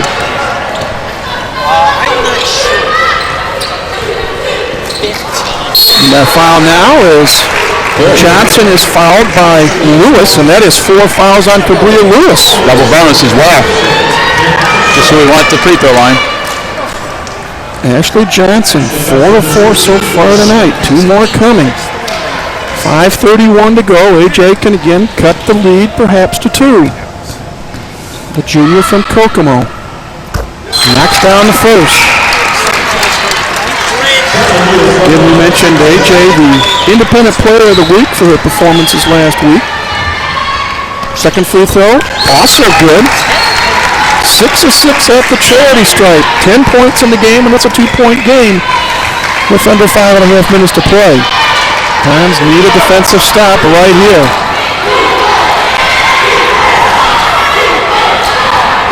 Andrews watched by Johnson. John Lewis Carlisle back on the floor. Oh, she can get a couple of threes and not foul. 7 on the shot clock. Oh, around to Shaw. And Genesis Shaw gets a big bucket. Slight breakdown there. That's where the communication I thought was lacking tonight. Play 27 good seconds of defense in the last 3. There's the breakdown. JLC looking for help. 7 on the shot clock. Johnson. Lewis Carlisle, 3-pointer, no good. Boy, all over Mullen was Shaw. Posed on the board. Starting to get a little roughed underneath. Bodies hit the floor. Putting it up and in is Beagle. And it's interesting how the officiating changes during the course of a half, if not a game, and I'll leave it at that. I'm glad you did, because I'm a past official as well. High school official for 8 years. Is that a 2 or a 3? They're calling it a 3. Big bucket for JLC. Nice turnover. Traveling call on the Islanders. And we get our final media timeout. Comes with 3:49 to go. IPFW trailing 54-51.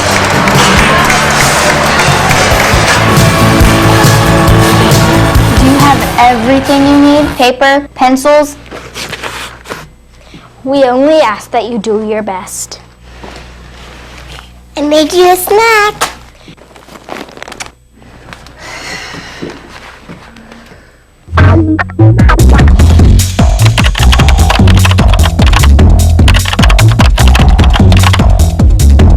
Indiana University, Purdue University, Fort Wayne.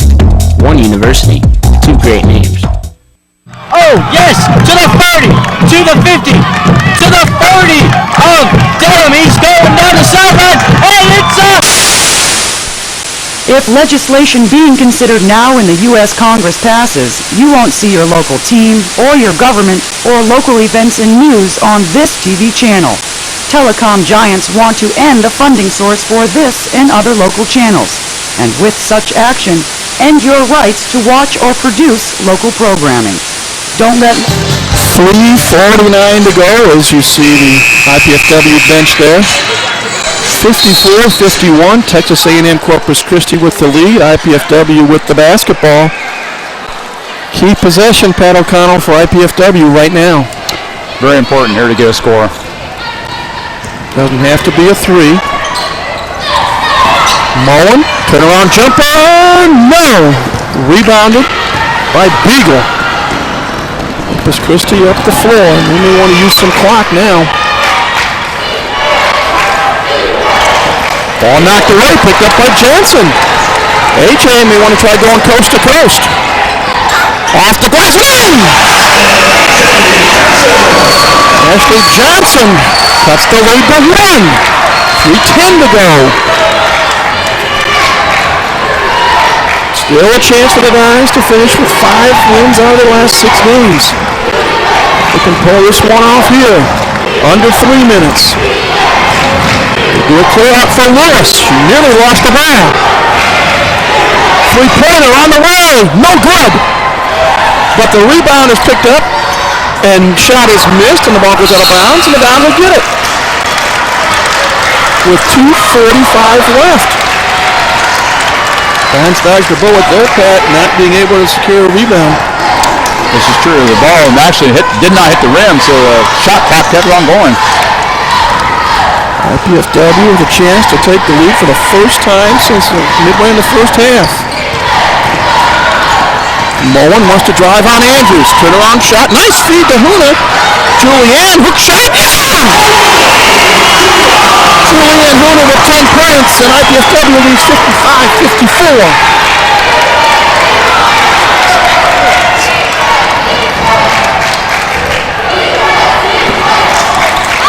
Bria Lewis up top. Drive on Mullen. 10 in the shot clock. Beagle in the paint. Shot off the glass, no good. Loose ball. He's got it. Beagle. Shot up, no good. Out of bounds. IPFW. Lindsay Van Dorn in for the Islanders, replacing Elisa Beagle. And timeout. 30-second timeout called by Jody Kest of Corpus Christi. You may see a switch of the game now where the Dons might want to start taking some time off. We'll see how the strategy pulls out on this one now. I'll remind you, our next live Channel 56 Sports telecast comes your way Friday, March 31st at 7 o'clock when the IPFW Mastodons return to the court to host the Flyers of Lewis University in MIVA action. Steve Flory will now have the call again Friday, March 31st, 7 o'clock, Lewis and IPFW men's volleyball right here on College 56 Sports. 1:55 to go. IPFW up 55-54 on the semi-hook shot by Julianne Huna, who has 10 points. We haven't seen any full court pressure or anything with Texas Corpus Christi. I'm anxious to see if they put it on here pretty quick, or some kind of a trap at midcourt or something, I would think. Right now, just straight up. Straight up. Ashley Johnson to Lewis Carlisle. The Dons run the weave. Mullen to JLC. 10 on the shot clock. JLC. 5 on the shot clock. Turnaround jumper. Off the rim. No. Who's got it? Who's foul on? They're going to call it on. Is it Huna? If it is, she's gone. If it's 12, it's on Julianne Huna. And Julie is gone with 1:26 to go.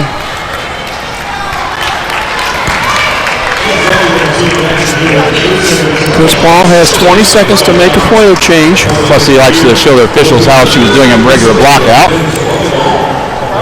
He's got to make a change.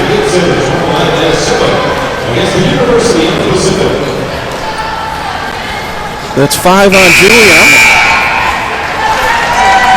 Jenny Green, the senior from Lansing, comes in. Julianne Huna checks out, but she had 10 points tonight. She also had 5 rebounds and 1 assist. Lindsay Van Dorn at the line for 2. First free throw, no good. Still a 1-point game with 1:26 to go. Important for IPFW to block out for a possible miss. Second free throw, no good. Fight for the ball. Nellie Roberts to Ashley Johnson. Who would have thought Corpus Christi only makes 6 out of 21 free throws tonight? 1:15 and counting. IPFW with the lead on the basketball. 15 on the shot clock. Basket here would be really huge. Jenny Green looking for Natalie Roberts. Gets it to Lewis Carlisle instead. 5 on the shot clock. JLC, three-pointer. Off the what a shot. Chris Paul calls a timeout with 57 seconds to go. John Lewis Carlisle with the bank shot 3. The Dons up by 4. What a shot. Hey, I wonder if she called that. This reminds me of last year. Didn't we upset them last year? Yes, we did. In fact, we beat them and almost knocked them out of the tournament. Well, folks, keep up with IPFW women's basketball each week through the season by tuning into the Chris Paul Show. It can be seen Thursdays at 10:30 and Saturdays at 12 noon here on College 56. Chris is joined by yours truly, Mike Moss. We look at a replay. And what a play by John Lewis Carlisle. The bank is open. Off the glass and in. Again, tune into the Chris Paul Show, Thursdays at 10:30 and Saturdays at 12 noon right here on College Cable Access Channel 56. IPFW called that timeout, Pat. They have 1 left. Corpus Christi has 2 left. 58-54 Mastodons. See if he set up a defense, and I hope he's prepared to run a offense against full court pressure. Well, let's see. It's Genesis Shaw, Cabria Lewis, Lindsey Van Dorn, Tara Andrews, and Nicole Duncan on the floor for Corpus Christi. And he leaves John in with 4 fouls, which actually a defensive player right now might have been good. Roberts, Moen, Lewis Carlisle, Green, and Johnson. We got a problem with who called a timeout at some point. They signaled IPFW with the timeout, which would be their 4th. I think they thought he might be out. Chris has 1 full timeout left. That'd be correct. Chris has 1 full timeout. Corpus Christi has a full and a 30.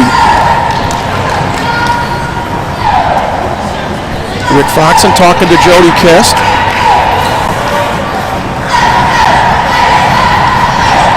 And now, we think order may be restored. Rick Foxen says, let's go, let's go. 57 ticks left. Corpus Christi will inbound the ball. And clock won't start until right now. Lewis.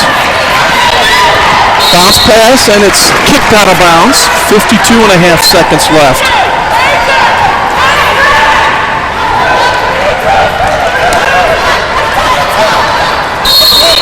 Chris Paul's hollering 32-32, and Corpus Christi calls a 30-second timeout. All right, I'll be able to set that defense up now the way he wants to set up. The wheels are turning here at the Hilliard Gate Sports Center. 52.5 seconds left. IPFW trailing almost the entire second half. I want to remind you that you can catch a replay of this game with Texas A&M Corpus Christi Saturday afternoon, March 25th at 1 o'clock. Again, a replay of tonight's game with Texas A&M Corpus Christi and IPFW. Catch it Saturday, March 25th at 1 o'clock right here on College Cable Access Channel 56.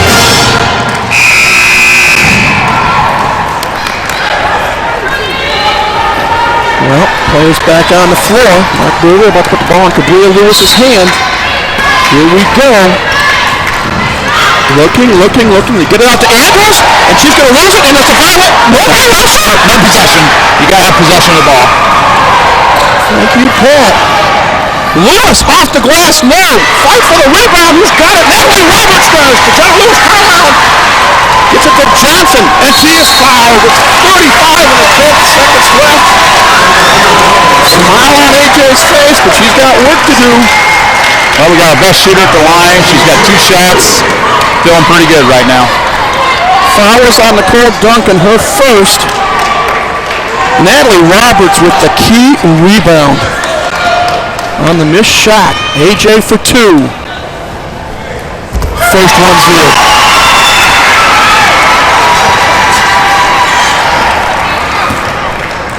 $13 points for Ashley, going for point number 14. She's got it. And now Chris Paul uses his final timeout. It's a full timeout, 35.1 left. We're going to keep it right here. 60-54. I believe he's putting Ann Moore in defensively now for John Lewis Carlisle, which is a very smart move. We don't want her to pick up that 5th foul in case something unusual would happen with overtime or getting down to the nitty-gritty to the end of it. This should be a full timeout. They hadn't called a full timeout prior. The first timeout of the second half is considered a full and discharged as a 30. Well, IPFW is out of timeouts, and you're right. Moore's in for Lewis Carlisle for defensive purposes. Jenny Green, Tina Moen, Natalie Roberts, Ashley Johnson, Nan Moore. Andrews, I wonder where she's been. I mean, I think I might want to get the ball to her hands. Here we go. Cabria Lewis with the ball to Shaw, to Andrews. Give and go. Lewis for 3. Yes! Cabria Lewis with a big 3. 26 seconds left. Johnson with the ball. Loses it. And it's a turnover with 20 seconds to go. And now Corpus Christi calls their last timeout with 20 seconds to go. trailing by 3. At this point, we need to deny the three-point shot. You can give them the two inside, be a little more pressure inside, but deny them that three, and for God's sakes, no foul on the shots. As a former coach and a former official as well, it's unfortunate that AJ went towards the sideline. Get away from the sideline. You want to be able to go both directions. Stay in the middle of the court somewhere so you got versatility. You go one way or the other. You're not cut off. That's like another defensive player when you get over the sideline. And she was almost to the baseline too, which she had nowhere to go. Absolutely zero, and no timeouts to call one. So she had no other nothing else to do except maybe throw the ball off the leg of another player. Both teams are out of timeouts. 20 seconds to go. Both teams in the double bonus. Possession arrow favors IPFW. You got to go look at the Corpus Christi huddle. Now, what do you do with 20 seconds? Try to get the quick two, or get the ball in the hands of Cabria Lewis, who has knocked down 4 threes tonight. At 20 seconds, I think I'll go inside and try to get a basket inside, maybe draw a foul, and then get a pressure defense on us, and then foul somebody. I would deny Ashley the ball and make him throw it into another player. Nicole Duncan will inbound it, watched by Nan Moore. Here we go. 20 ticks left. Lewis has the ball.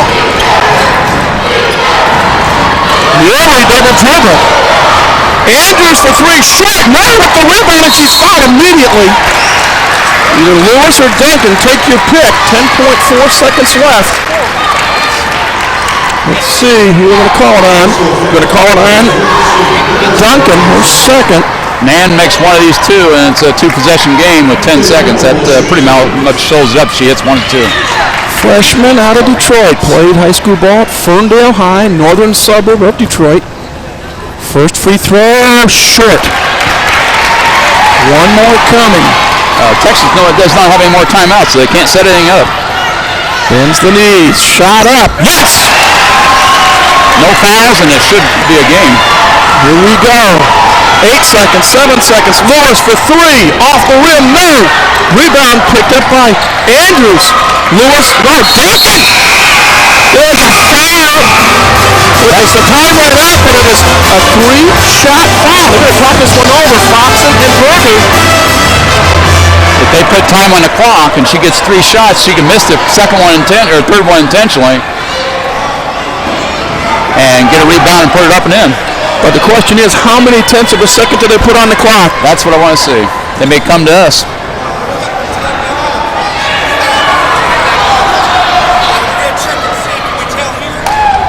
I think they're going to need replay. They want to know how much time was on the clock when the foul was committed. Correct. We're going to try to check that right now. Rick Foxen's going to come over where we are. You going to need this? I think so.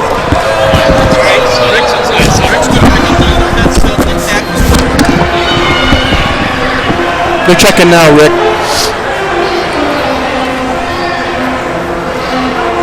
Again, we're trying to see if we can find out exactly how much time that clock was showing when the foul was committed.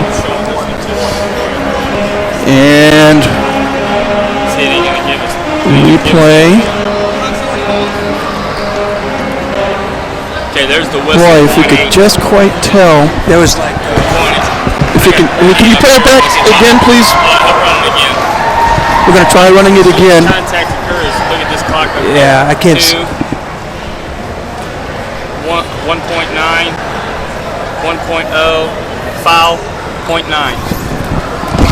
They're going to put 0.9 seconds back on the clock. 0.9 seconds. There are going to be 3 free throws coming.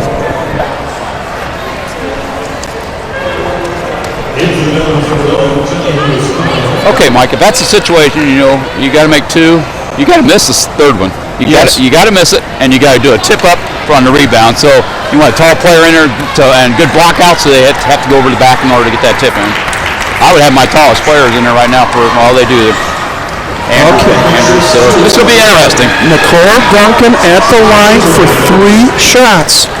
On the year, she's just a 66% free throw shooter. She has to make one of the first 2 for that to take place. First free throw is good. 61-58. Free throw number 2 coming. That is good. Okay. 61-59. Now the fun. This will be exciting. It's got to be a perfect bank off the backboard to the front of the rim. Here we go. Third free throw. Off the rim. Oh, you guys are kidding me! They didn't start the clock. They never started the clock. She took a step. They did not start the clock. That clock did not start. Oh my word. They never started the clock. Here we go again. It doesn't start until it's touched. Touched. 1001, 1002, 1003. Shot up in the air. There he's coming. Here we go again. Rick Foxen coming back over to our location again to look up the replay. Okay. And here we go again. See if we can see anything. Free throw.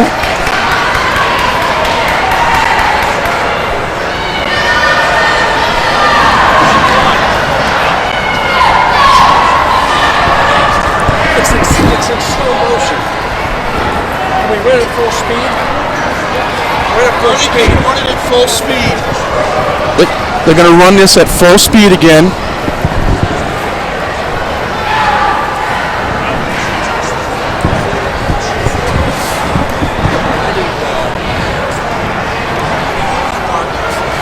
Rick is going to ask, there's Mark right here. Again, the shot was missed. There was 0.9 on the clock. That's correct. There was 0.9 seconds on the clock. Again, we're talking with Rick Foxen, the head official.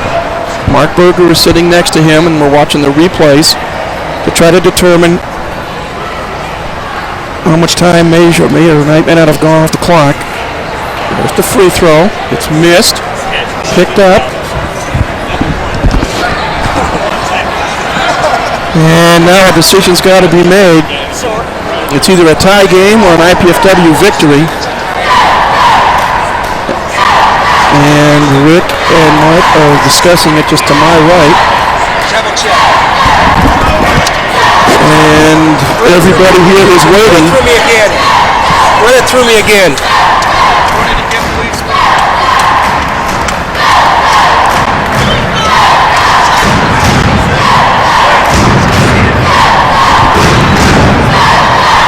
Tough decision to make.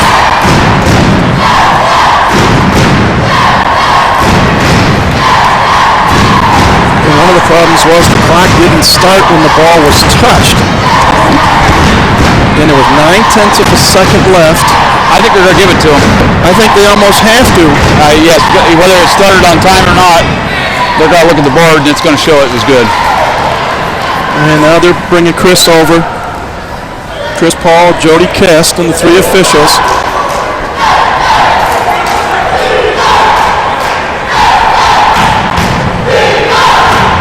Again, the problem here, Pat, is that the clock did not start when the ball was touched. And we will never know exactly what could or should have happened. It was so close, and regular motion on the replay, it kind of looked like it was... They're counting the bucket, I believe. Yes, they are. And are we going to overtime, or is it 2/10 of a second left? No, I think they're going to go overtime. And we're waiting for a decision. By rule, you can't get a shot off with .3, but you can have a tap in. And we're going to go overtime. So credit Shaw with the bucket. We're tied at 61, and we're going to play 5 more minutes at least. There will be a jump ball. Wow. Hey, what a great night to be doing this. Well, it was a tough decision for the officials to make either way. And it's unfortunate that the game clock did not start when it should have, but that's basketball. It happens. They have to make a decision. I watched them saw the replay myself, and it had not run out. If anything, on the other side of the coin, We mentioned it. IPFW had to block out. They didn't block out.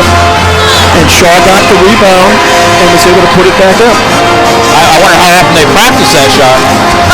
Very rarely, I'm sure. So here we go. 5 more minutes to see who's going to win this game.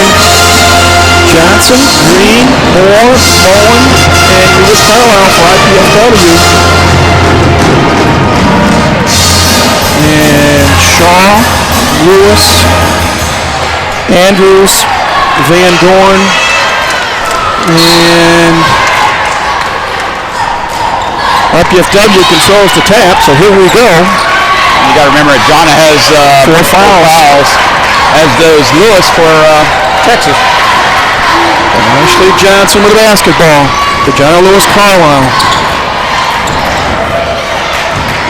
15 on the shot clock. JLC for 3. Off the rim, no. Running with the offensive board. A fresh 30 for IPFW. Again, Dons need to keep their composure. They're still in this game.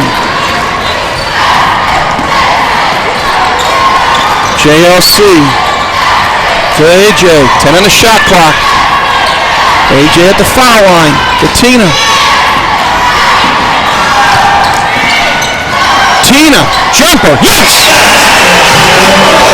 Tina Mullen puts the Dons on top, 63-61, 4 minutes to go in overtime. And Dorn wants to drive on Jenny Green. Jumper, no good. Rebounded by Moore, and she's fouled. That'll be her 4th foul. Let's see. Andrews now has 4.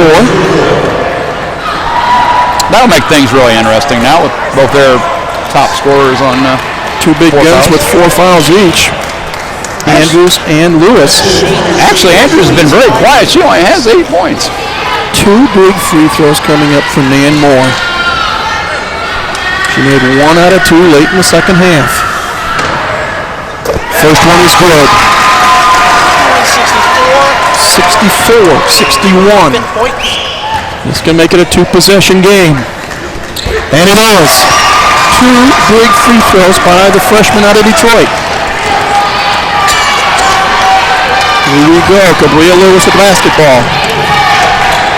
Shaw, give and go. Inside, Andrews off the glass. No good! Rebound fought for in. It's going to be a foul on Corpus Christi. Let's see who they're going to call it on. Oh, I think it's going to be on. Uh-oh. She's gone. Nan Moore may have hit her head on the floor. She is hopefully okay. 6.6 rebound. Sarah Andrews fouls out. Their leading scorer and rebounder with 3:37 to go in overtime. Nan Moore will come back and shoot a couple of free throws, but boy, she hit her head on the floor, Pat. Was slow to get up. When they come up slow, then you get You can see it right there even before the whistle blew. Let's hope Nan's okay. First free throw is short. 1 more coming. Chance to increase the lead to 5 if she can make it. Free throw, in and out, no good. Rebounded by Shaw from the Islanders. Lewis, coast to coast, cut off at the baseline. Pass stolen by Johnson. There's a gal you want to have the ball in her hands. 3:22 to go. 65-61, IPFW. AJ looks right, dribbles right, moves to her left. 12 on the shot clock. Jenny Green, back to JLC. 7 on the shot clock. 3-pointer on the way, right off the mark. AJ off the glass, look at she's fouled and she'll shoot a couple. Fortuitous break that time, Pat. One was Carlisle wide on the shot, but Ashley Johnson underneath for the board. Very alert by Ashley to be able to come up with that. Obviously going for the rebound, and it just ended up coming up short and going right in her hands. Genesis Shaw with the foul, her first. Ashley Johnson knocks down the first one. Well, she's been perfect tonight. 2, 4, 6, 8, 9 of 9. 1 more coming. 9 of 9 and hitting 15, going to tie John up for the lead. 10 of 10. Clutch free throws here in the overtime period. 4 6 IPFW at the line. 6-point lead, 2:53 to go. Lewis trying to get free. Underneath pass. Oh, knocked away. Picked up by Lewis Carlisle. Good help defense by IPFW right now. 2:41 to go. We've denied that pass a lot of times and stolen a lot of times going in there. Ashley Johnson with the basketball. Surprisingly, Corpus Christi packing it in. Pass pass to Lewis Carlisle. More to JLC. Three-pointer on the ring. No. Rebounded by Duffy. Traveling play. What a play by John Lewis Carlisle. Planted herself. Forced a turnover. I was very nervous that she was going to pick up the ball out of there. 2:18 to go. They'll put it in play right in front of our location. Ashley Johnson with the ball. 67-61. Dons up by 6.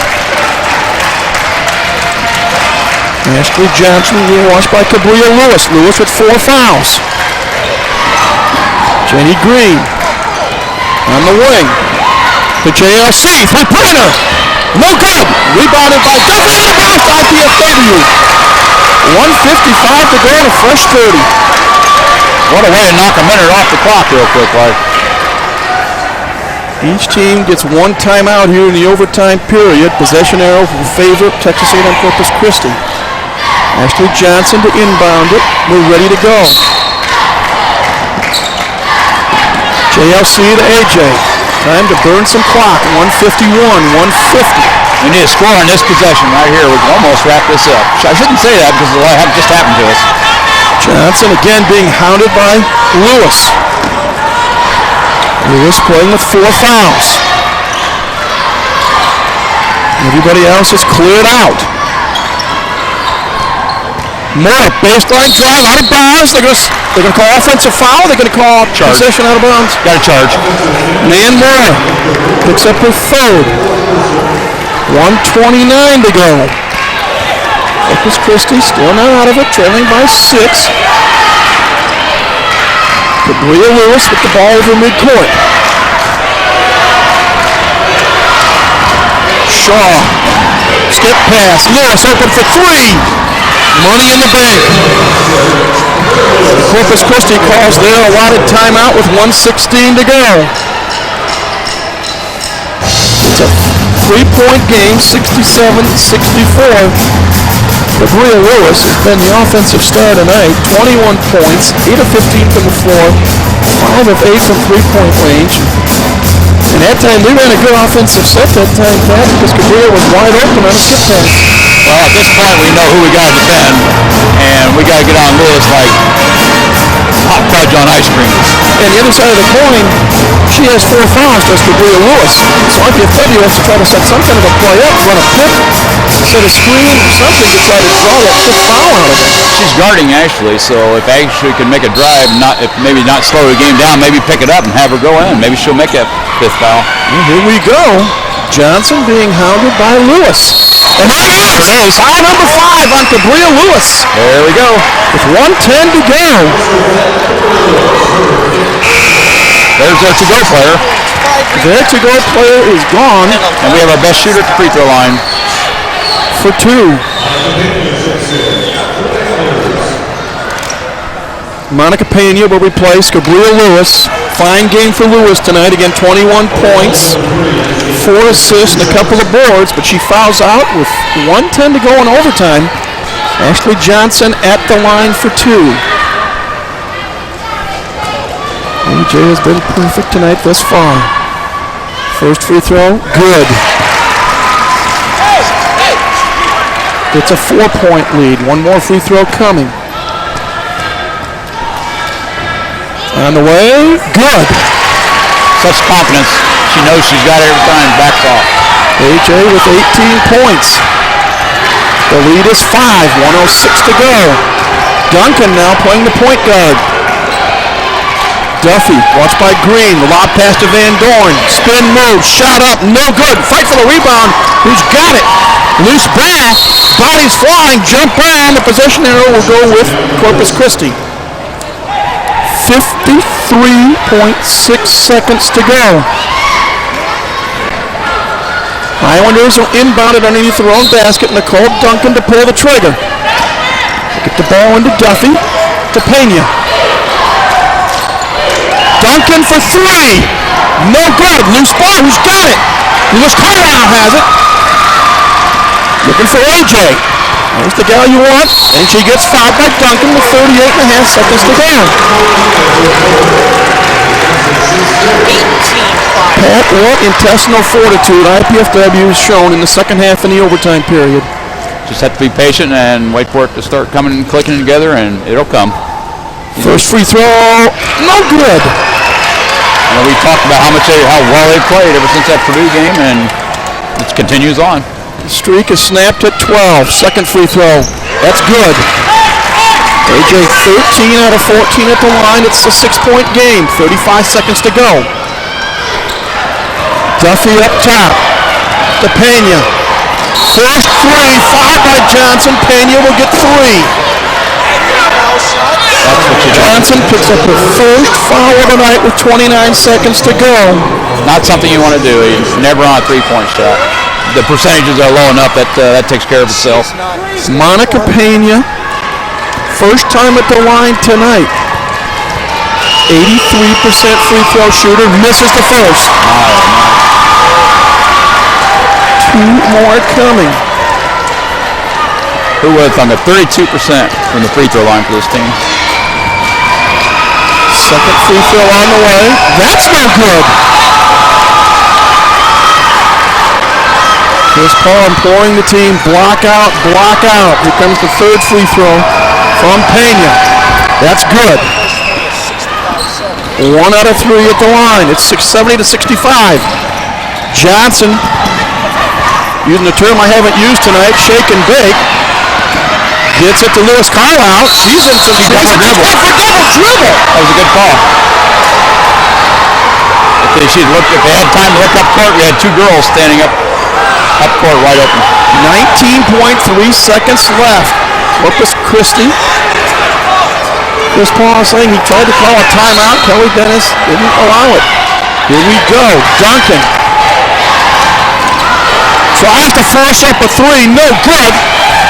Rebound, no good. Johnson loses the ball. That one underneath Van Dorn misses the shot. Rebound shot up and in. 6.1 seconds to go. Good. John going to the free throw line, being fouled by number 24.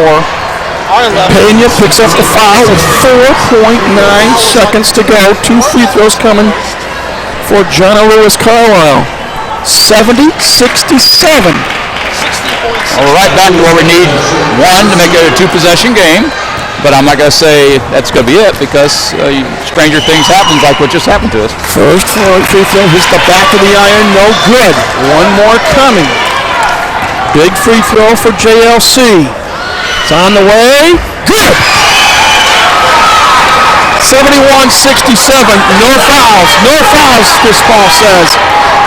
First three up. No good. Overtime. 71-67. IPFW wins their 7th game of the year. They finished the last 6 games 5-1.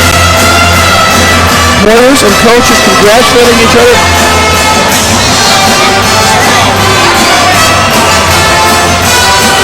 We're going to take a break. When we come back, we hope to have Chris Paul join us.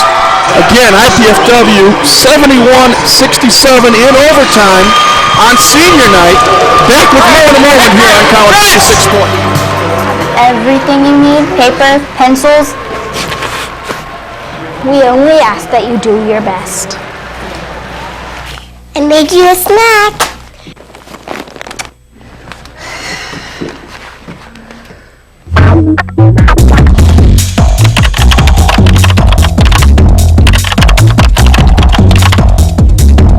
Indiana University, Purdue University, Fort Wayne. One university, two great names. Oh, yes! To the 30! To the 50! To the 30! Oh, damn, he's going down the sideline! And it's up! If legislation being considered now in the U.S. Congress passes, you won't see your local team or your government or local events and news on this TV channel. Telecom giants want to end the funding source for this and other local channels, and with such action, end your rights to watch or produce local programming. Don't let local access become won't see TV. Go to savemyfreespeech.net or alliancecm.org now and learn how you can help. Become informed and contact your representatives in Washington. The time for your action is now. Otherwise, this is all you'll see here soon.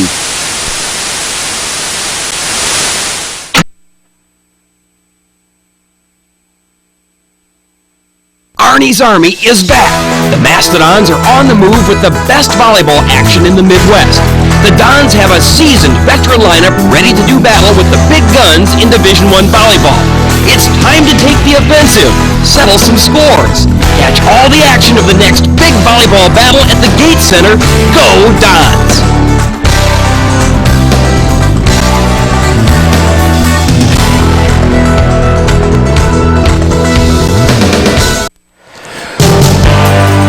Welcome back, everybody, to the Hilliard Gates Sports Center. A big night for IPFW athletics. Earlier tonight, IPFW's men's volleyball team defeated the University of Pacific to win their 7th in a row. And moments ago, what an unbelievable game. IPFW's women's basketball team closes out their season by defeating Texas A&M Corpus Christi in overtime, 71-67. We're joined by interim head coach Chris Paul. And Chris, I don't know where to start. What a night for your team. Well, and I apologize. I don't have a lot of voice left, but these kids have worked so hard here, all season, but particularly these final 6. And we've had a lot of close basketball games. We've lost a lot of close basketball games. And for them to step up and fight through some really, really tough circumstances down the stretch, I just can't be any prouder. The team got off to a good start. John and Lewis Carlisle hit back-to-back threes to start the game. You're up 7-2, and then they went to work, being Corpus Christi. They had a 7-point lead at halftime. What did you say to them in the locker room? Well, what I told them was I was disappointed because here we are at home, and I felt like they were outworking us a little bit. We gave up a lot of offensive rebounds. Our defense was okay, except in the transition. I felt like they were outworking us, getting down the floor, and outworking us on the boards. And I just told them, you've worked too hard to get to this point this season. These seniors owe it. You owe it to the seniors to get after it for 20 minutes, and we really did. And that's, 25 minutes, I guess, in the second half. Pat has a question for you. I just want to know what your thoughts were when you had that regulation period come to an end like it did. Have you ever seen anything of that nature? Well, Pat, I also didn't think that earlier in the season when we had the basketball against Radford that you were ever going to lose that basketball game. But you just got to understand that you got to play until the clock runs out, and they did a great job. We challenged a shot. I'm not sure whether Natalie fouled or not, but the point is, the old rule is you never foul a jump shooter, and we challenged them. They missed a shot, and it just happened to bounce right to them. I still think maybe it didn't go, but, what are you going to do? When the officials say it goes, the only thing you can do is go back to the huddle and go back to work. And to our kids' credit, we came out, took the lead, and never gave it up. You got great performances from a lot of people tonight. Pick any player you want. A lot of kids came off the bench and really did the job. Well, this is just a really, really good group, and we are very deep. We don't really know. In the post, we don't really know who's going to show on a given night. I mean, Kelly Boyd gives us everything she has all the time. Julie comes out, and sometimes if teams are physical with Julie, she backs down a little bit. But I'm telling you, the key to this basketball game was, and I know Natalie feels terrible about that foul, but she really was the key because she got on the glass, she defended the post down there, and I felt like she sparked us. I thought Natalie and Starla both came in and did those little extra things. And they got a couple key rebounds for you, did some aggressive play in there. But at halftime, we were commenting about the rebounds. They were getting rebounds, offensive rebounds in that first half, and it seemed like the second half maybe they weren't there. Well, one of the things that's happened is our last 3 games, we've won 3 straight, but the first half of all 3 games, teams have been getting on the boards against us, and that's maybe something that I've got to change for next year is try to figure out how to get off to a faster start getting on the glass because 3 straight games we've challenged them at halftime, and in the second half we've done a great job on the boards. Chris, can you briefly comment on the 3 seniors who played their final game for IPFW here? Well, it's going to be very difficult for me when I go down there in that locker room and then we go to the Royal Dons room because, this was our first recruiting class. These kids have given their heart and their soul to us. every day in practice, every game, road trips. They're constantly working. They're great students. They're great people. And I'm really going to miss them. It's not always about the box score. It's about what they bring off the floor. And I couldn't ask for a better three seniors. Well, again, a tremendous victory tonight, come from behind victory. Heart-stopping victory at the end of regulation and overtime, but a great finish for you as well, winning 5 of your last 6. Hopefully, you get the interim tag removed, but that's just me personally. Well, I appreciate that. But a great finish and a great win here tonight. Thanks, Mike. We'll let you go and talk with your team. Thanks, Pat. Thanks, Chris. Thanks. That is interim head coach Chris Paul, again of the victorious IPFW Mastodons, winners tonight in overtime, 71-67 over Texas A&M Corpus Christi. We'll take one more break, and then Pat and I will come back. Final highlights, final numbers, final thoughts when we return. This is IPFW Basketball on College 56 Sports.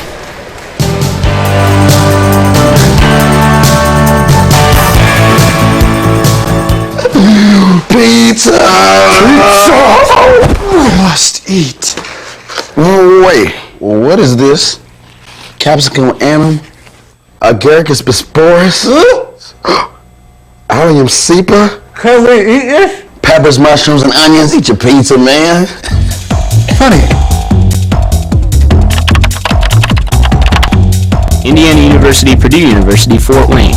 One university, 2 great names.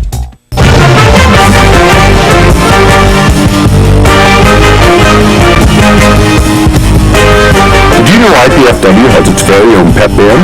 The Star Band is looking for more members, and we want you to join. IPFW students even receive a credit for their participation. Perfection is not required, just enthusiasm and a desire to share your school spirit. Check out our website for more information. Don't just play, stomp. Back at the Gates Center, highlights from the second half of action and the overtime period. Natalie Roberts, who Chris Paul said was a big key here tonight, followed her miss, put it up and in. Good lob pass to Kelly Boyd, senior, playing her last game. Banks it up and in.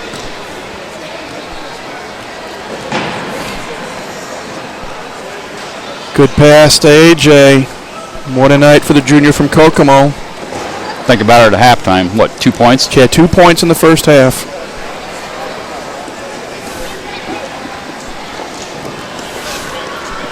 Big 3 by Tina Moen late in the second half. Again, Natalie, the left-hander, natural left-hander, went to her left, popped it home.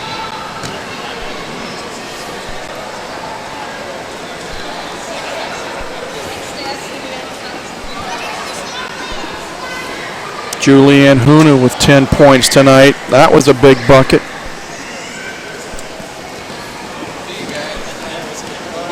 Big 3 coming up from JLC. And again, that's some of the highlights. Real briefly, some of the final numbers here tonight for IPFW. 22 of 59 from the floor, 7 of 20 from three-point range, 20 out of 30. There we go. 37% shooting for the Mastodons, 35% from three-point range, 20 out of 30 from the foul line. That was key. Corpus Christi, 25 of 70 from the floor, 8 of 19 from three-point range, 9 of 27 at the stripe. That was the main difference tonight. Turnovers, 15-13 favor the Islanders. Rebounds, 48-44. The Dons closed the gap. Real briefly, AJ, 19 points. Jenna Lewis Carlisle, 17. Tina Moen, 11. Julianne Huna, 10. 21 points from Cabria Lewis led the way for Corpus Christi. The Dons finish, there we go, 14 for Lindsay Van Dorn and 10 for Genesis Shaw. The Dons finish with a record of 7-21. Corpus Christi finishes up 16-12. Final thoughts, Pat O'Connell? This year has just been the strangest year I have ever seen.